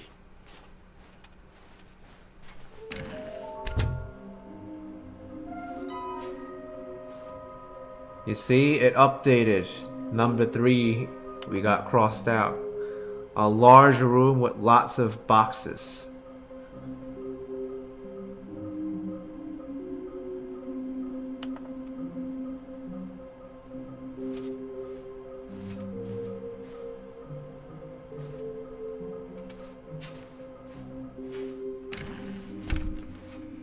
Broom closets. Stanley, we must move on from this broom closet, simply because I have no remaining stickers. If I did, you can guarantee we'd be in here for hours. But alas, no stickers. No more stickers.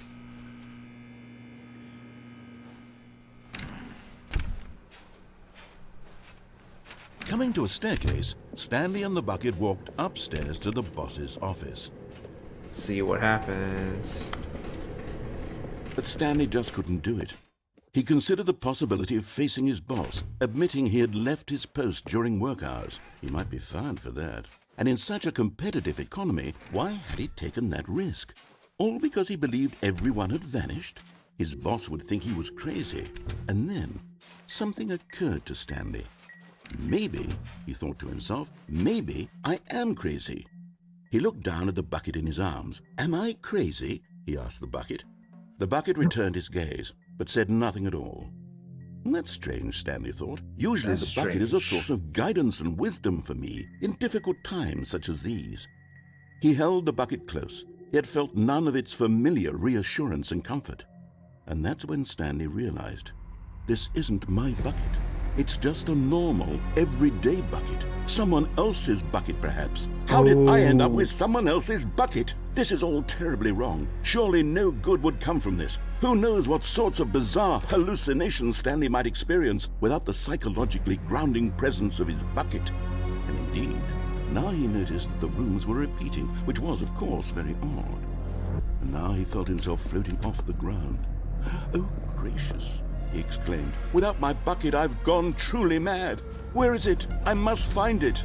Far off in the distance now, he heard it, calling to him. Stanley! Stanley, it's me, the bucket. Could it truly be?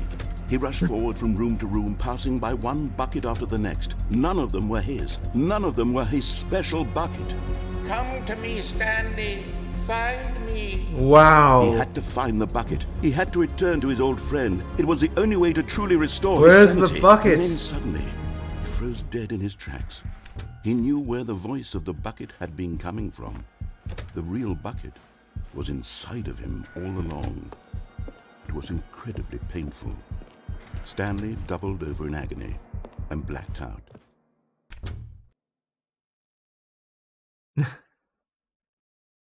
This is the story of a woman named Mariella.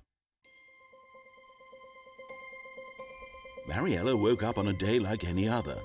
She arose, got dressed, picked up her bucket of comfort and security, and walked to her place of work. But on this particular day, her walk was interrupted by the body Why of a does man she have who a stumbled bucket? through town, talking and screaming to himself, and then collapsed dead on the sidewalk. Right away, she knew what the problem was. This man had no bucket. Of course he'd gone mad, ranting and raving about a narrator describing all of his actions and how everything is predetermined and free will is an illusion the and it's heck? all just a video game. It could all have been prevented if only he'd taken his bucket with him. Perhaps he didn't even realize he'd forgotten his bucket at home in the first place. How cruel the world can be, Mariella thought, and she hugged her own bucket even tighter. But of course, she had no time for this. There were a myriad of confusing problems she would soon have to confront at work, for which her bucket would provide absolute guidance and total clarity on everything. Heck yes, she thought to herself, my life kicks ass. And she backflipped all the way to work. What the heck? What a twist of an ending. We have no more papers All of his now. co-workers were gone. What could it mean? Stanley decided to go to the meeting room. Perhaps he had simply missed a memo. A good bucket, a strong bucket, a humble bucket, a committed bucket, a bucket of culture and distinction. I wonder if there's like an ultimate ending.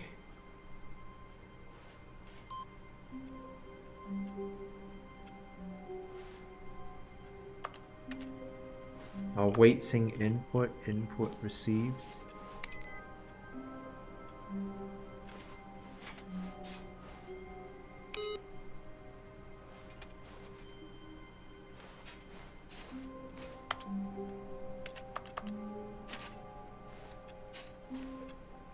Huh.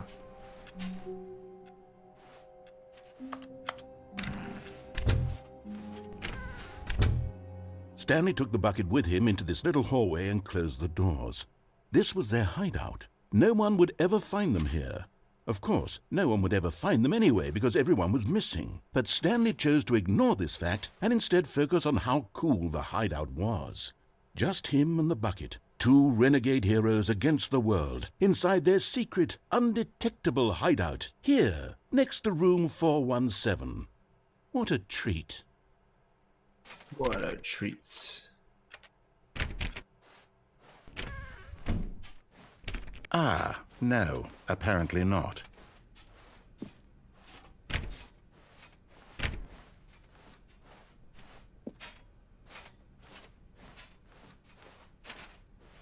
Yeah, Lena, Stanley we are pressed seeing without the tightly bucket. to his chest and entered the door on his left.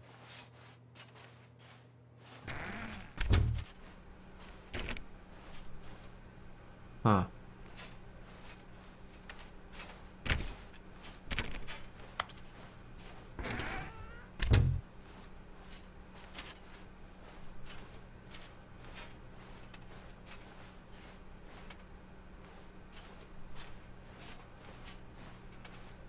What's the room with lots of boxes? That one? I don't know. The door's locked.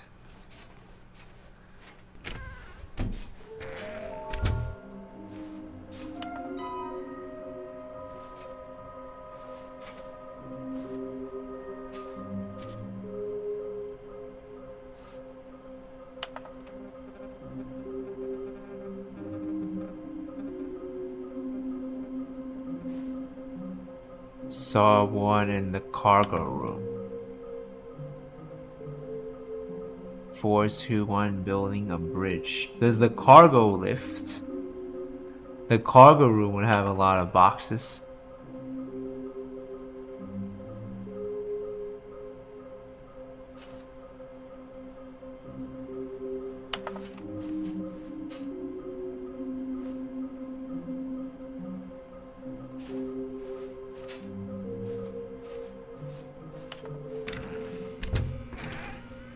Stanley, we must move on from this broom closet, simply because I have no remaining stickers. If I did, you can guarantee we'd be in here for hours.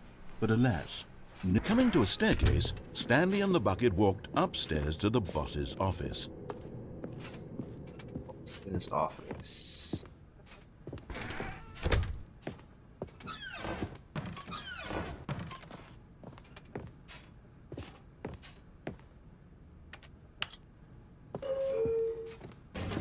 Ding dong.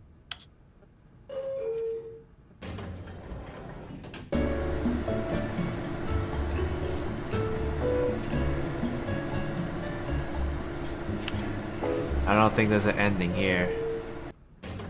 Just the elevator music.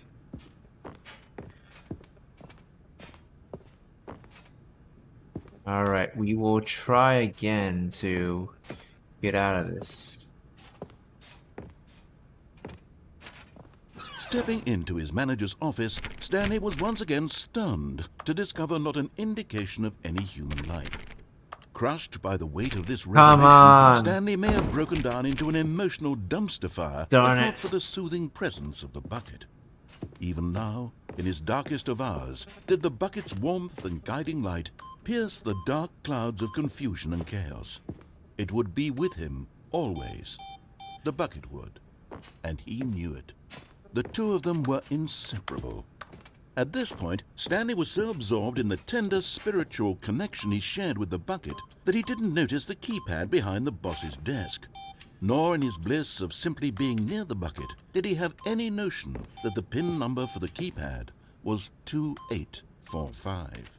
Actually, I haven't even The heard bucket the narration. did not react,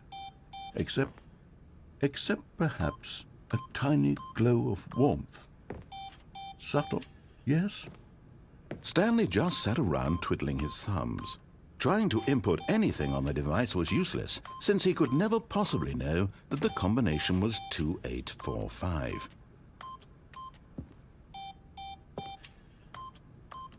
Will the emergency backup thing activate again? 2845. 2845. Let's go through the red door.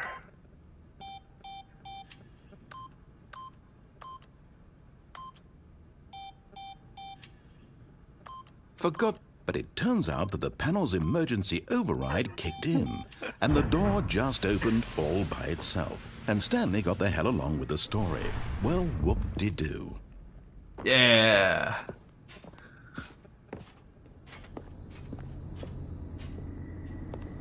Room with lots of boxes.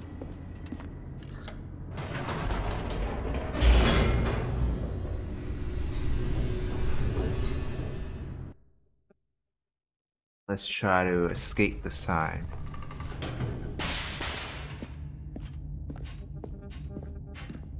Stanley and the bucket walked straight ahead through the large door that read, Mind Control Facility. Actually, we can fall from the mind control facility. We've done it before, but not with the bucket. Let's try it. That ending was hilarious.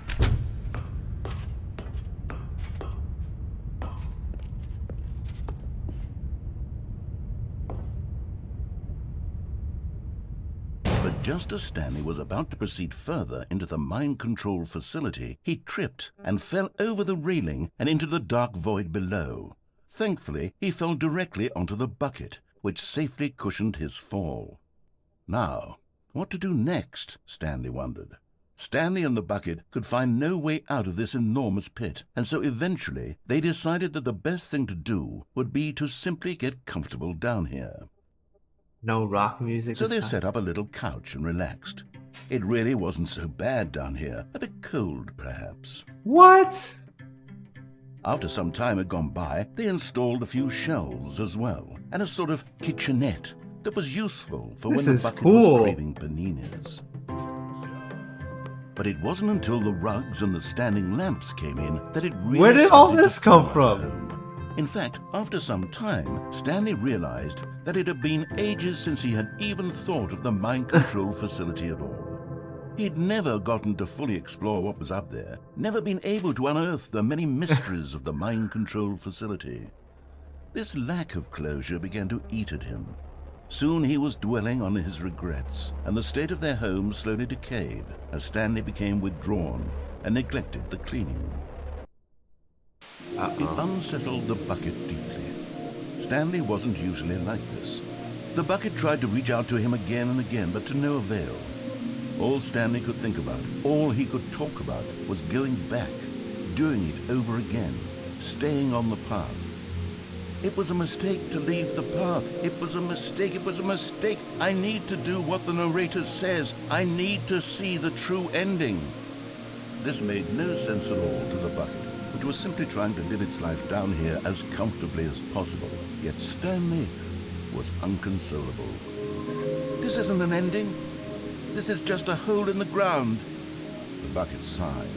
True, it wasn't an ending. But it's where we happen to be. And maybe, possibly, if we accept the reality of things, maybe this will become an ending eventually.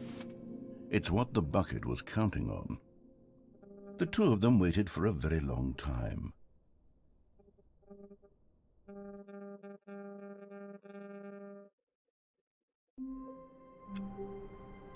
Craziness.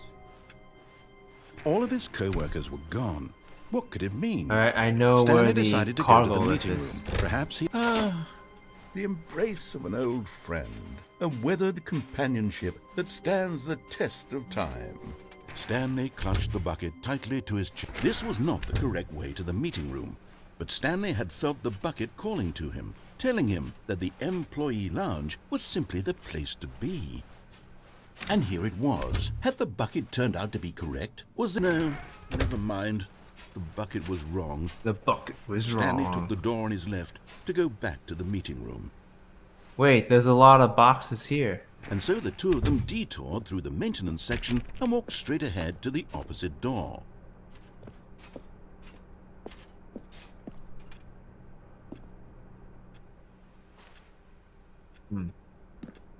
Well, I guess we're doing the cargo thing next time.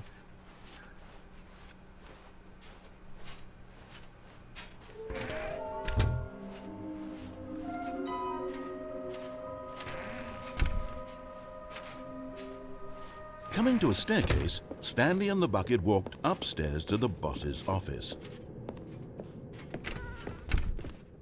2845.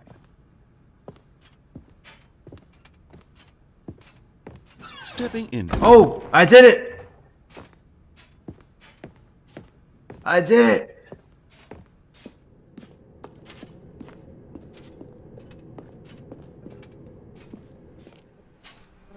Yes!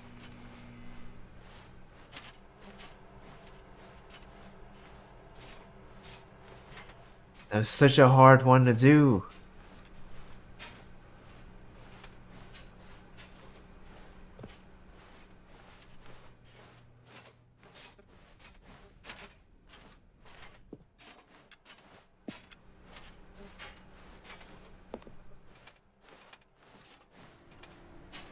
This is the escape ending. I haven't seen the original even, but this is the bucket version.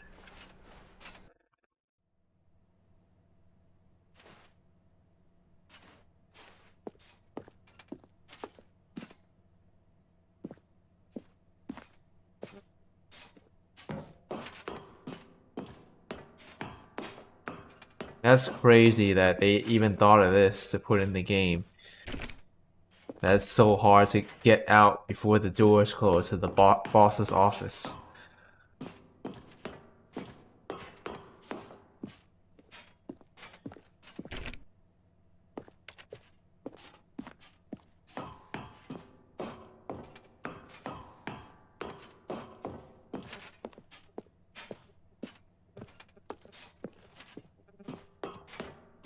Looks like we'll be blasting off into space. Oh, it's still me, Kenya says your son likes to see he's watching along, learning how to play computers. It's a fun game. I think people of all ages can really enjoy this game.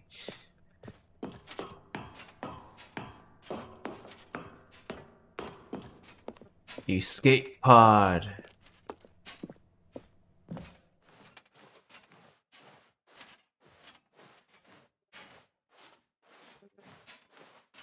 Wow. Wait.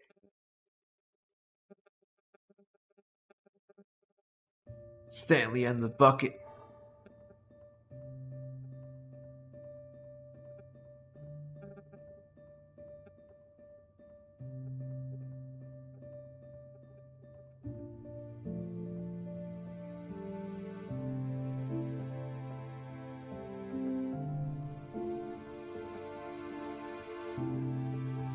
Is he going to let the bucket escape and he's gonna stay behind? No!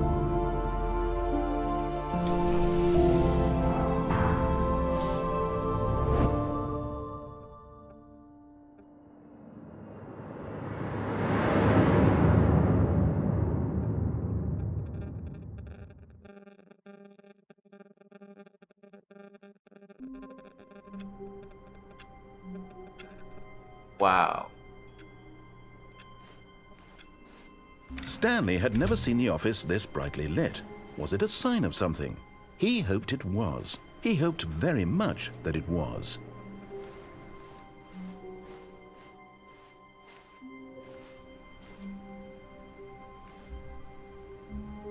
Yeah, what is going on? Awaiting inputs. Oh, now there's 2 inputs.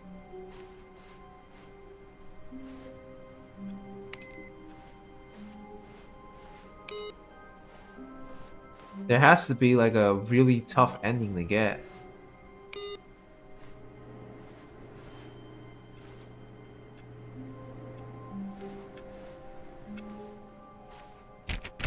Yeah, Hung Mao, the papers is still all over the ground.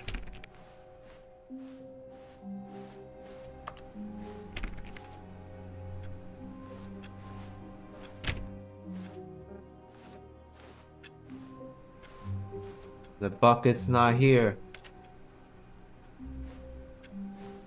Wow. When Stanley came to a set of 2 open doors, he entered the door on his left. Let me try the escape ending again.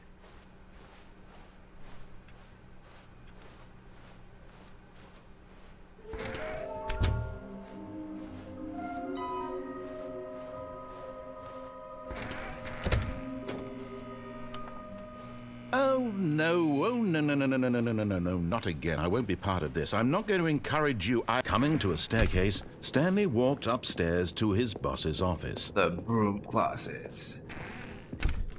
Let's see.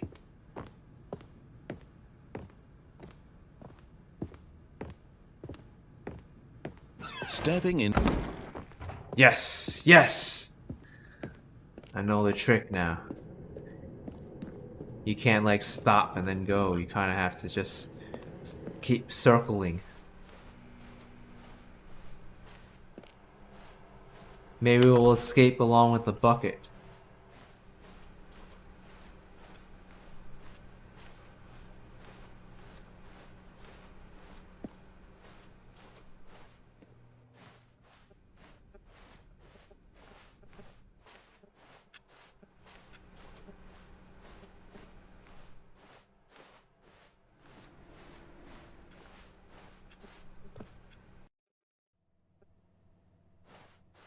You are now leaving.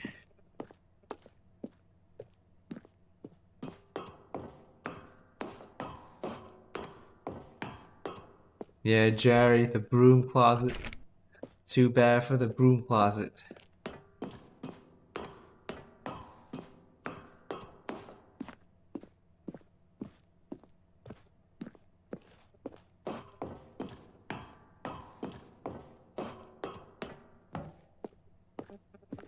How many stairs do we need to climb?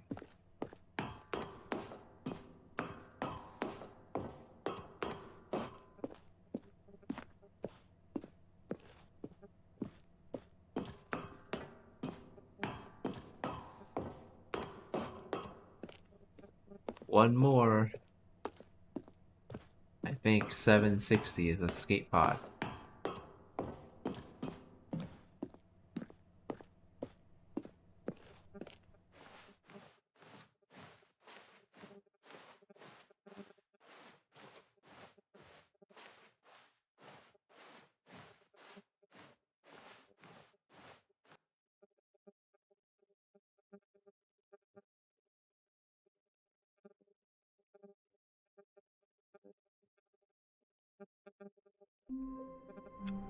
That's it? Wow. They could have made it a little more dramatic than that. You just walk up to it and the screen goes black. Let's see if we could find any more inputs. The meeting room. Yes, that's where everyone would be. Stanley just needed to get to the meeting room, and from then on, he would never be alone ever again.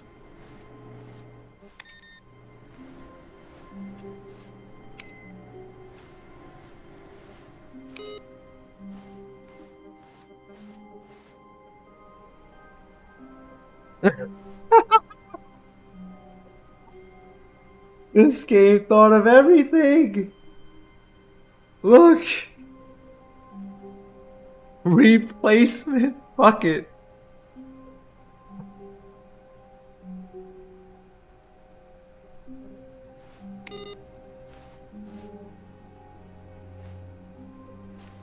And we were wondering why the bucket was gone last time.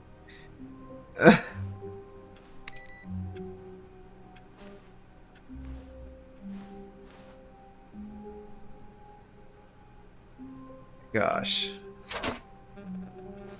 And try not to lose this one too, you dolt.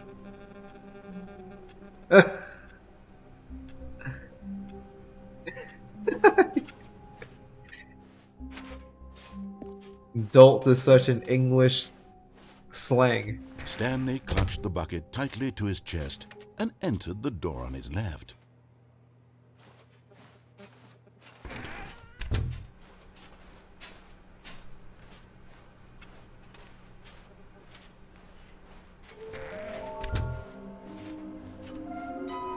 Alright, let's see what happens when I go up now and then... Coming to a staircase, Stanley and the bucket walked upstairs to the boss's office.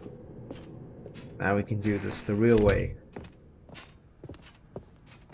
Stepping into his manager's office, Stanley was once again stunned to discover not an indication of any human life. Crushed by the weight of but Stanley guessed the correct code by sheer luck. Was it that the bucket knew all along? Was the bucket guiding him? Yes, this is certainly the most logical explanation.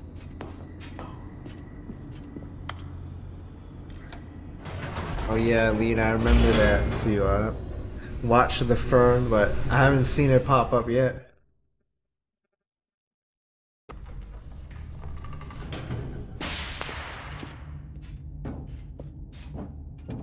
Stanley and the bucket walked straight ahead through the large door that read, Mind Control Facility. Although this passageway had the word escape written on it, the truth was that at the end of this hall, Stanley and the bucket would both meet a violent death. No. The door behind them was not shut. Stanley and the bucket still had every opportunity to turn around and get back on track. At this point, Stanley and the bucket were knowingly walking forward into a very painful death for each of them. Hey, Lawrence Cinematographer, thank you for the 99 cents. Appreciate it.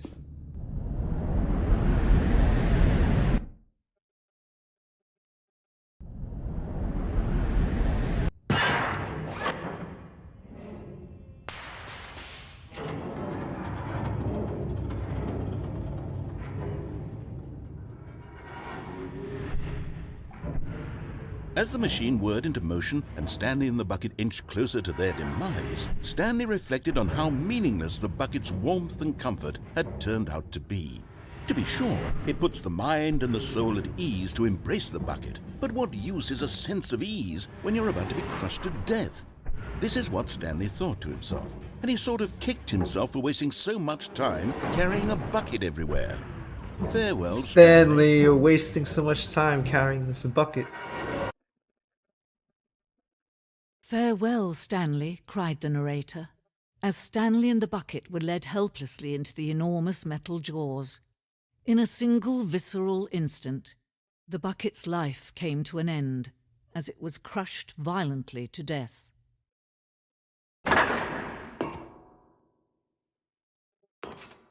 Boxes.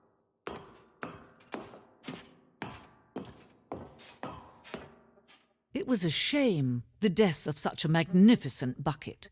It's true that all buckets are radiant in their own way, but this one stood above the rest. It was a glorious bucket to behold.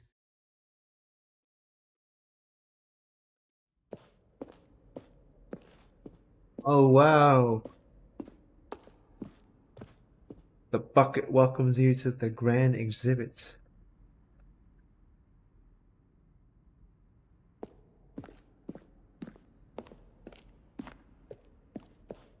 Can you see how arrogant it was for Stanley to take a bucket like this and to claim it for his own? Can you see the hubris that blinded him? Can you see that the bucket is far more noble than Stanley will ever be in his short life? Wow, this whole thing now. Before it used to be like behind the scenes of how the game got developed and stuff, and now it's a museum all about the bucket. A photograph of 25 buckets.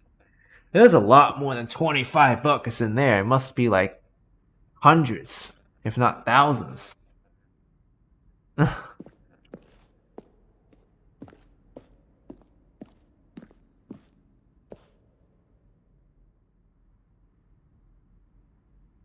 A bucket with two handles. Such a design has never been created in real life, having been deemed too dangerous and recklessly experimental.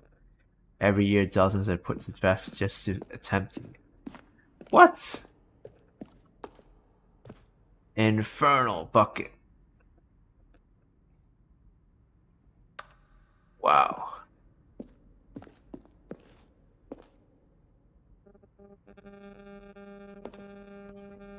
Presented without commentary. The stress buckets.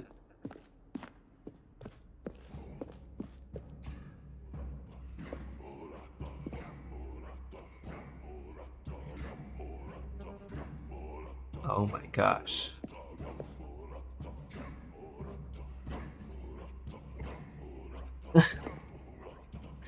Ancient buckets by the cavemen. Also love the sound effects. No man can own a bucket, and certainly not a bucket as dazzling to behold as this one. It is man who should kneel before the bucket.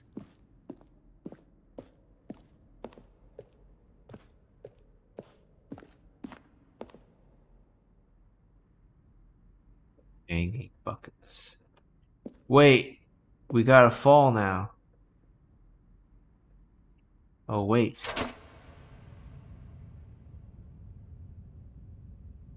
But there is something we can do. Something we can do together, you and I, that will right this terrible wrong.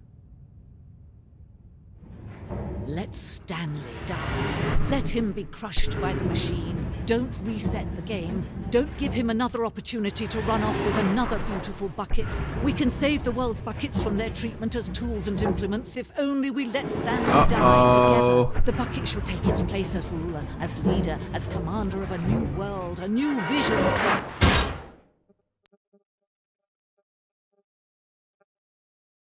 Bucket and Stanley are done.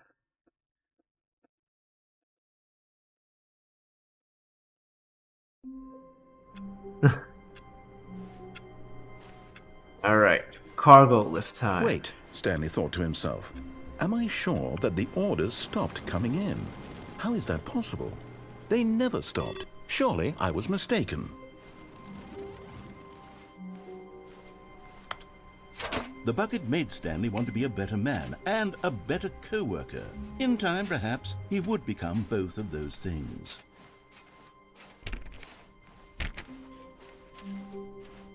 Stanley clutched the bucket tightly to his chest. This was not the correct way to the meeting room. But Stanley No, had it's felt not the the bucket right way calling to him, telling him that the employee lounge was simply the place to be. And here it was. Had the bucket turned out to be correct? No, never mind. The bucket was wrong. Stanley took the door on his left to go back to the meeting room. So the figurine No, might be said over the here. bucket. Don't go to the meeting room. Oh, Go somewhere there's all else. the box. The cargo lift. There Yes, it is. Go there. Go to the cargo lift. How do we get there?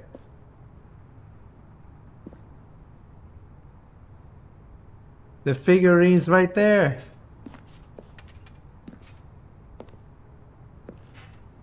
Wait. Yes. Yes, yes, yes.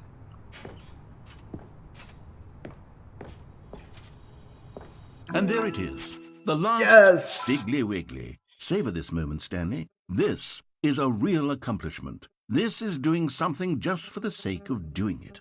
Where so many people expect to be rewarded for the most trivial achievements, you've insisted that a job well done is its own reward. I would tell you that I'm proud of you for collecting them all, but that would be like a reward, and we can't have that. So, instead I'll just say, it's done.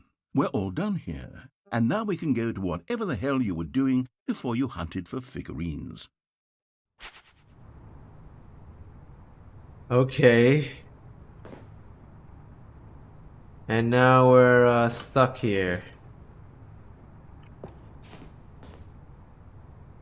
But Stanley feared that any path he walked might lead to the separation of himself and the bucket, his dearest friend. So he threw himself to his death, that they might die in one another's arms. How deeply touching. Well, what does the meeting room say now that we collected all the figurines?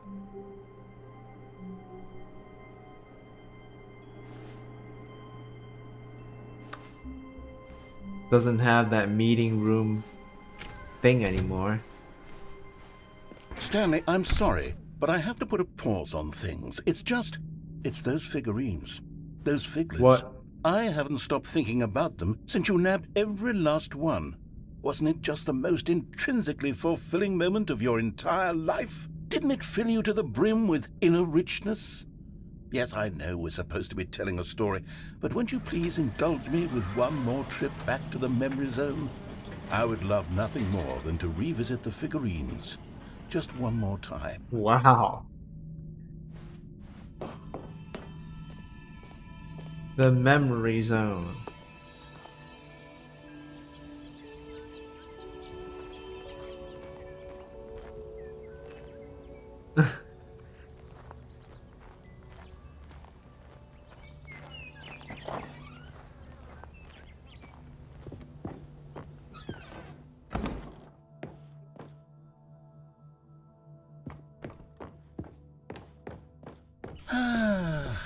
Here's where it all began. The first collectible. Back then, we had no idea of how many of them we'd find. Sure, it said 6 right there on the screen. There but is how a could we reward know for for finding certain? this. We were so innocent. We'll never be like that again, Stanley. Wow.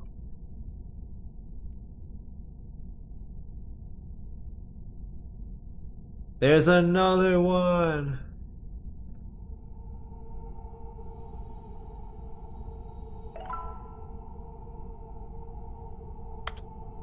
Seven out of 6? And what is this? This is so creepy.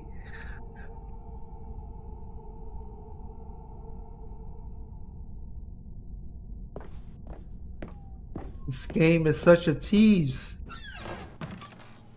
And here was a second Stanley. You found this one all on your own, just by poking around in the boss's bathroom. You did that, Stanley. I'll be honest. Back then, I had no faith in you to find any of them, let alone 6. But you continue to surprise me in all sorts of mundane, unremarkable ways.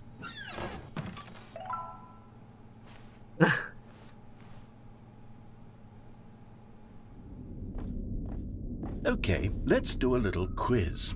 Which of these rooms was the room you found your third mini Stan? Can you remember? Oh my gosh, he's quizzing us now. Where did I figure out where they were before?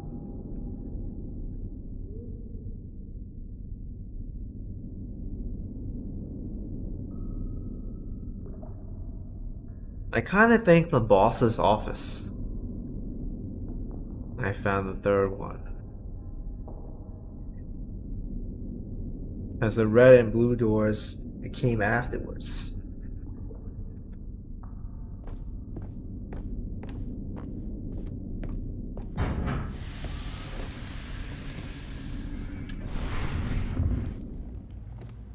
Hey, that's exactly right. It was here, behind the boss's office. It was the third one. You picked it up, and then after that, you had 3 of them. I'm glad these moments are so crystal clear in your memory, but I shouldn't be surprised. After all, science tells us that it's impossible to forget your 3rd time doing anything. That's untrue. Let's see, what came next? Oh yes, we found a Figley in this pink room. Oh well, I can't actually say I remember being in this room, but it's here in the memory zone, so it must have happened. We never went here.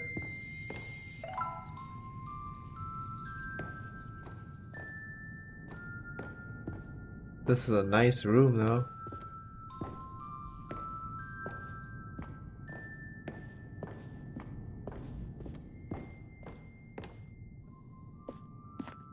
This was the 5th mini-Stan, and this one was really something special. It was under the stairs. I remember it so clearly.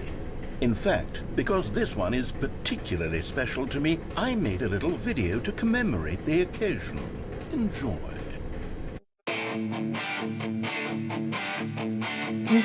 What the?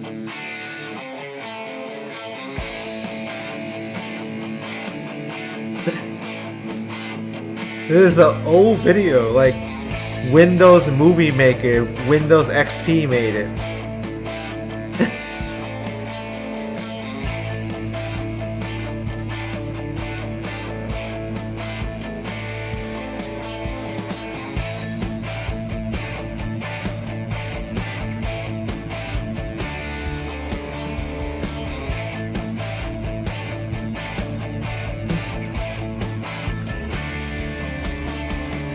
Produced by the narrator, edited by the Takes you narrator. back, doesn't it? I spent a lot of time making that video, but it was 8 minutes I wouldn't have spent on anything else.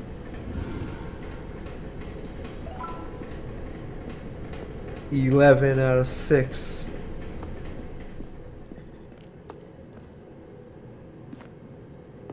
They blocked that off. It's blocked off too.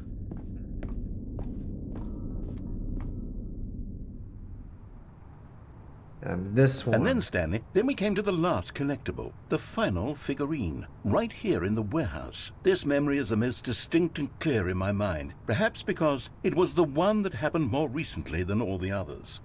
Who can truly say What how happens the if mind you works? catch All I know them is that this out is of the moment order? where you picked up a Figley and I thought to myself, yes, that's all of them. They're all collected. It was a moment unlike any other. Except for the other moments picking up figurines, which it was exactly like. Now, what if I fall off here? Well, is he gonna get mad at me, or is he gonna reset it because it's a memory? Oh, they don't let you fall off.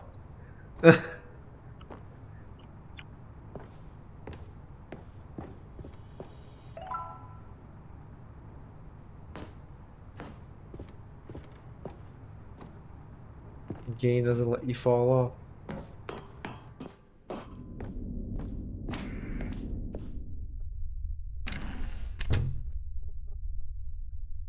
And then there was no more, because we've caught up to the present moment. Nothing left to do but move onward into the future. Goodbye, memory zone. Alright. What now? No, I'm not done. I'm not ready to move on. Stop the loading screen. Isn't there some way we can stay here, keep enjoying these figurines? What? Let's just go backwards. We'll do the memory zone again from the opposite direction. See how that feels.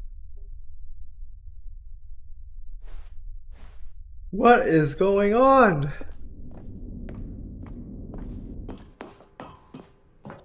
Okay, yes.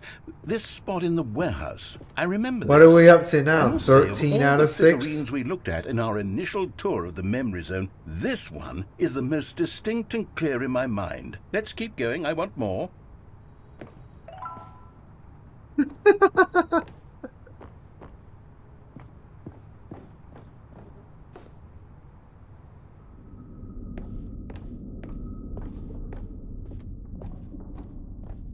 Okay, we're gonna collect all the figurines And again. here's where I made that video. Don't you remember the video we watched?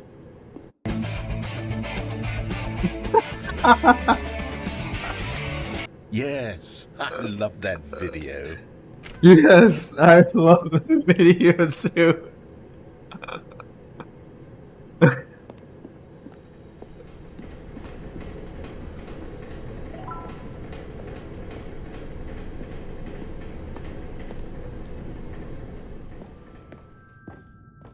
Still don't remember the pink room, Stanley. Still no memory of this I one. still don't Good know room, this though. one. A solid room. What? Oh, what? What's in there?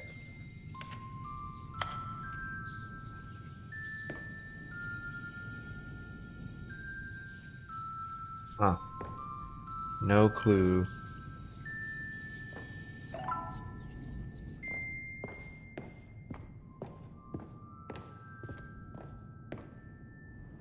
These really were a treat to hunt down. You know, if there had been any kind of reward for finding all of these, it really would have neutered the intrinsic joy of collecting them. I'm very glad we resisted the temptation.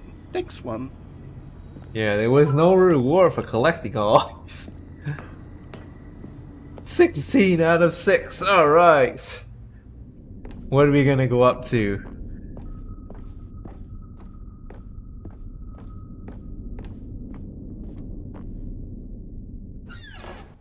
This was our second Figley. Don't you remember? Yes, I remember it too. The past is truly a wonderful thing. Why does anyone ever choose to leave it? Keep going.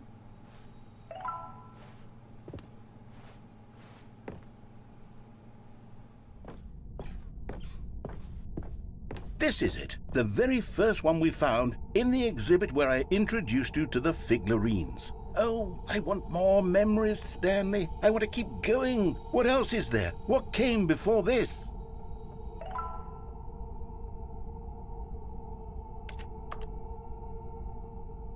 What came before this?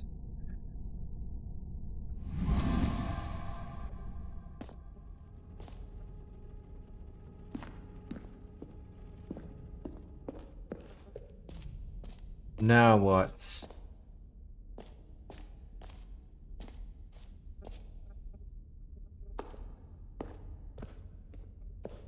Look, it's the terrible new content that we were originally sold on. I remember hating it back then, but time does put a rosy filter on everything. In fact, I dare say I'm actually quite fond of it now. Look how much fun the past is. I want more. More memories.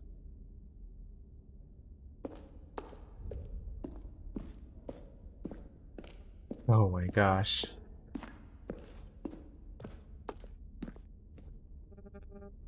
Oh, yes, the two doors. Who could have forgotten that? A classic memory, this one. Who could forget this? They both lead to the same room. And before everything else, there was your office. Is there anything else? Was there something that came before your office? There's something I feel I can remember. I can remember. What now? Yes, I'm remembering something now.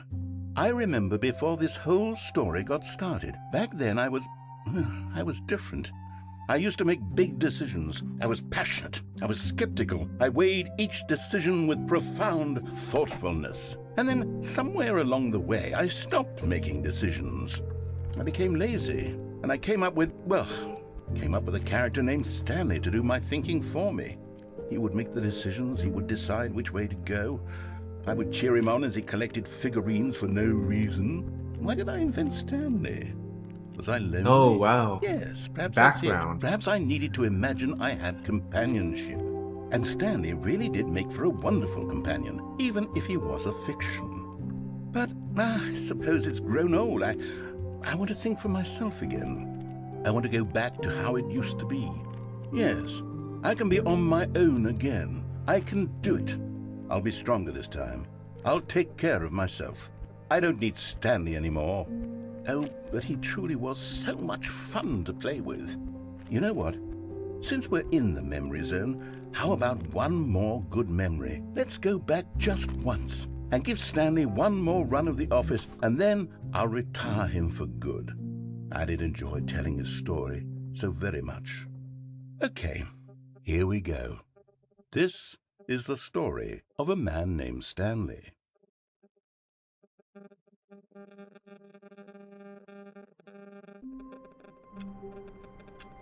Whoa.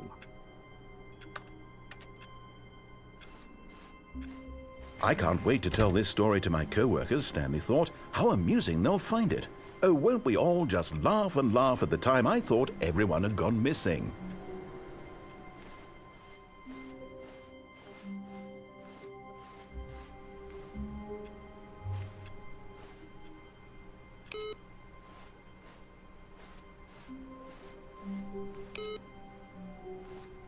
Let's get the bucket. Not everyone is so lucky to have a bucket, but Stanley is a very lucky fellow. Very lucky indeed.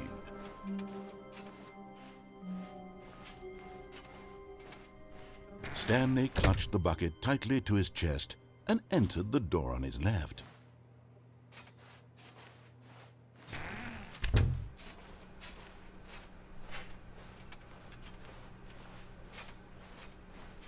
Still no one was here. Stanley needed the bucket's warmth and comfort now more than ever. Perhaps his boss's office was where he'd find answers. Oh, this meeting room's back to the way it was now. Stanley, we must move on from this broom closet, simply because I have no remaining broom stickers. closets. If I did, you can guarantee... Coming to a staircase, Stanley and the bucket walked upstairs to the boss's office. Let's just do the canon ending.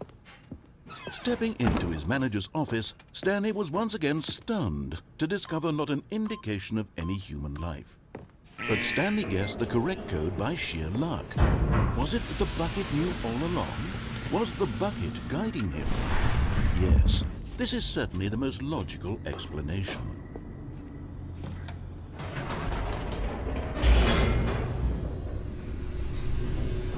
No more stickers. We went through a lot of endings already. Except, I want to know what the games one would be with the bucket, with the baby. That would be interesting. Stanley and the bucket walked straight ahead through the large door that read, Mind Control Facility.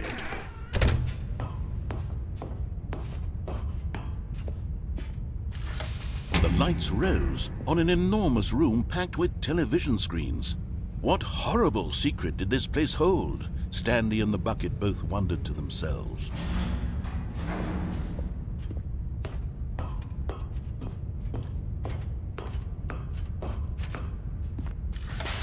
The monitors jumped to life, and Stanley nearly dropped the bucket in shock. Everyone in the office was being videotaped, monitored like guinea pigs. The bucket had never seen anything like this, and it very nearly burst into tears as Stanley cradled it gently, reassuring it that everything would be fine.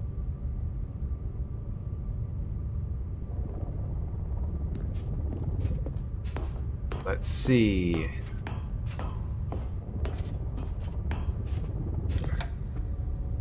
Was the bucket under the mind control facility's influence as well? Had the bucket been told to do things it didn't wish to do? What kinds of things does a bucket want to do or not want to do in the first place? These questions raced furiously in Stanley's feeble mind. No! He screamed into the bucket. He couldn't accept it. His own life in someone else's control? Never! He squeezed the bucket tighter. His one friend in the entire world. At this point, he could trust no one except for the bucket. I think we did the canon ending But here yesterday. was the proof. The heart of the operation. Controls labeled with emotions, happy or sad or content. Walking, eating, working, all of it monitored and commanded from this very place. And as the cold I need to reality turn of the his controls past on began to this sink in, time. Stanley decided that this machinery would never again exert its terrible power over another human life. But at the last second, the bucket jumped in and pressed the button to turn on the controls. Stanley gasped in horror. Had this been the bucket's plan all along? To take over the machine and claim the power for itself? Whoa. How could the bucket have betrayed him like This this? is twisted. Stanley was prepared to throw the bucket away in disgust when suddenly an image appeared upon the enormous screen. Birds. Silly, silly birds. The control buttons became active again. What?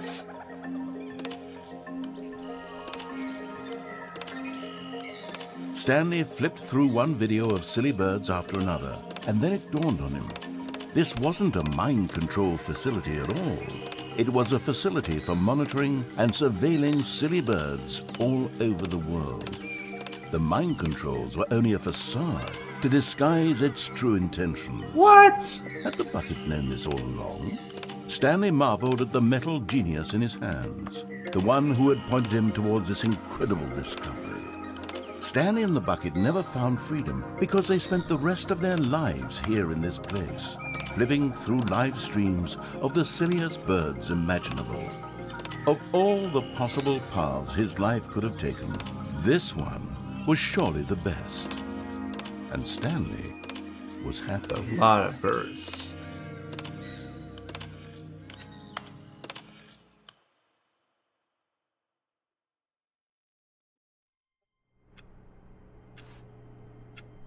Whoa. All of his co-workers were gone. What could it mean? Stanley decided to go to the meeting room. Perhaps it takes a lot of humility to carry a bucket so magnificent. Stanley checked his ego and then proceeded onward. Stanley clutched the bucket tightly to his chest. This was not the correct way to the meeting room, but Stanley had felt the bucket calling to him, telling him that the employee lounge was simply the place to be. And here it was. I think the bucket turned out to the be baby correct. Was ending it is a- probably the last one I'm Never gonna mind. do today. Bucket was wrong. Stanley took the door on his left to go back to the meeting room. No, Said the bucket. don't go to the meeting room. Go somewhere else. The cargo lift, yes. Good. Said the bucket. Now ride the lift all the way to the top. There's something up there I need you to do. Stanley did not question why or how this bucket was speaking to him. It should have alarmed him, of course, because buckets can't talk. But Stanley chose not to think about this obvious fact. He was firmly convinced that the bucket had spoken to him, and he unthinkingly did whatever the bucket asked. Oh, this is different now. No, stop. Look there on the wall. You see, there's a sign right there. It says, "No buckets past this point." Stanley, how could you think Where? it was okay Oh. to bring the bucket here? Unless, what if the problem is that you actually don't know what is a bucket and what isn't a bucket? I suppose that would explain a lot about your behavior up to this point. Which, if that's true, well, my goodness. Oh my I gosh. think we have to do something about it. This misunderstanding could have dire consequences on the entire rest of the game if not addressed quickly and properly. So much of the impact of the story is dependent on your understanding of what is and isn't a bucket. Please, step in here for a moment. What?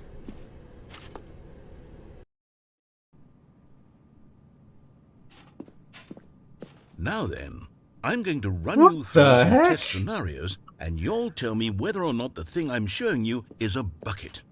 Simple enough, right? This should tell us everything we'll ever need to know about what is or It's is a game not show? a bucket. Okay, let's begin. Item 1. Is this a bucket?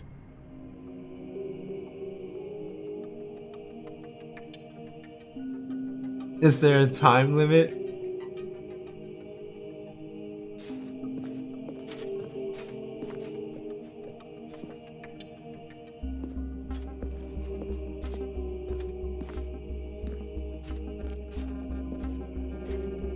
We can't go off the stage. They don't let us.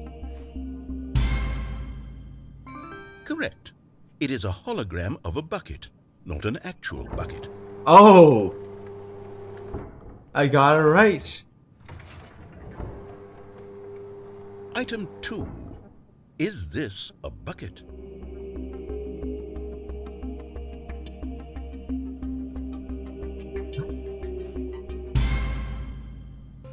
Incorrect. It is a 3D printed recreation of a bucket, not an actual bucket.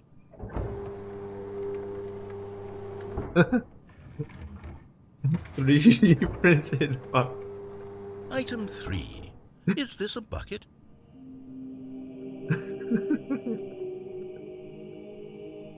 Yes, this has to be a bucket. It can't be no 3 times in a row. Correct. This is a Yes. bucket.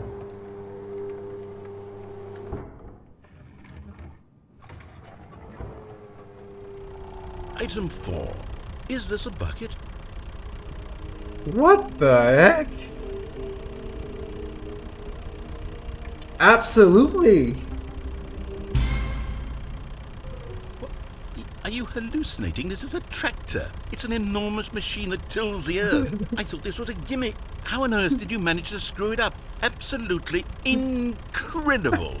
Let's just move on to the next one.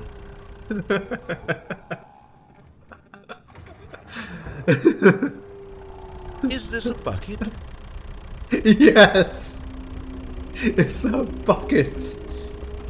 No, that's a hologram of a tractor that's actually a bucket. Yes. Correct. This is a bucket. What? How? What's the reasoning? Item 6. Is this a bucket?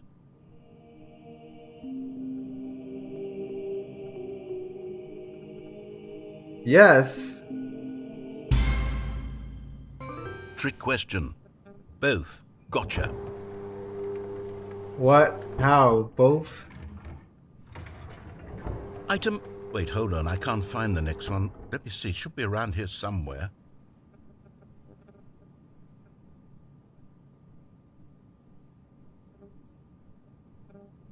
What? It's invisible?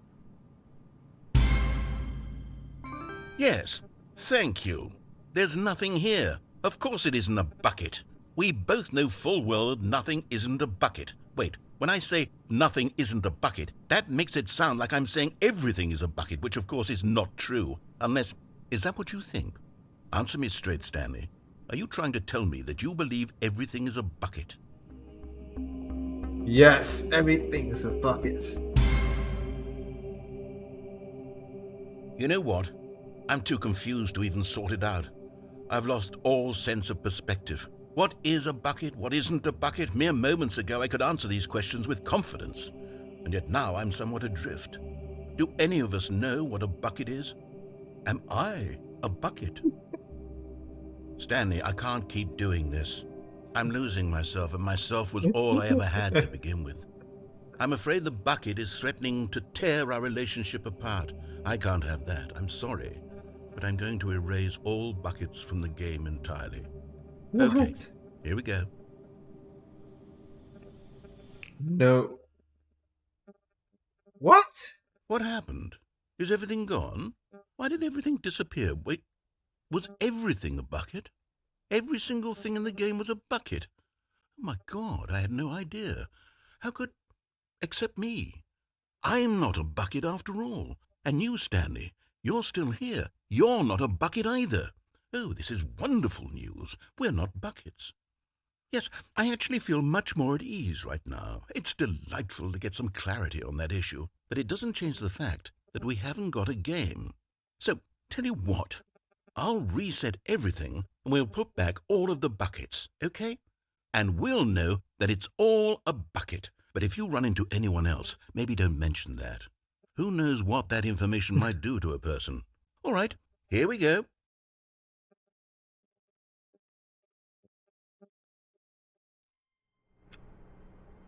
Oh my gosh. What's gonna happen when I go to the bucket? Stanley decided to go to the meeting room to check on his co-workers. He never functioned well by himself and constantly needed support and guidance from others. So the thought of total... Stanley cradled the bucket in a gentle embrace, protective yet delicate, assertive yet compassionate. Oh my gosh.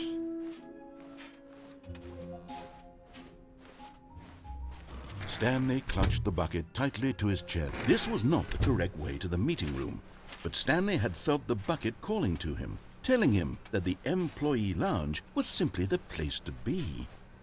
And here it was. Had the bucket turned out to be correct? Was it? No, never mind. The bucket was wrong. The bucket was wrong. Stanley took the door on his left to go back to the meeting room. No, Said the bucket. don't go to the meeting room. Go somewhere else. The cargo lift, yeah, good. Said the bucket. Now ride the lift all the way to the top. There's something up there I need you to do. Stanley did not question why or how this bucket was speaking to him. Hold on, I have It some should have a alarmed call. him, of course, because buckets can't talk. But Stanley chose not to think about this obvious fact. He was firmly convinced that the bucket had spoken to him, and he unthinkingly did whatever the bucket asked.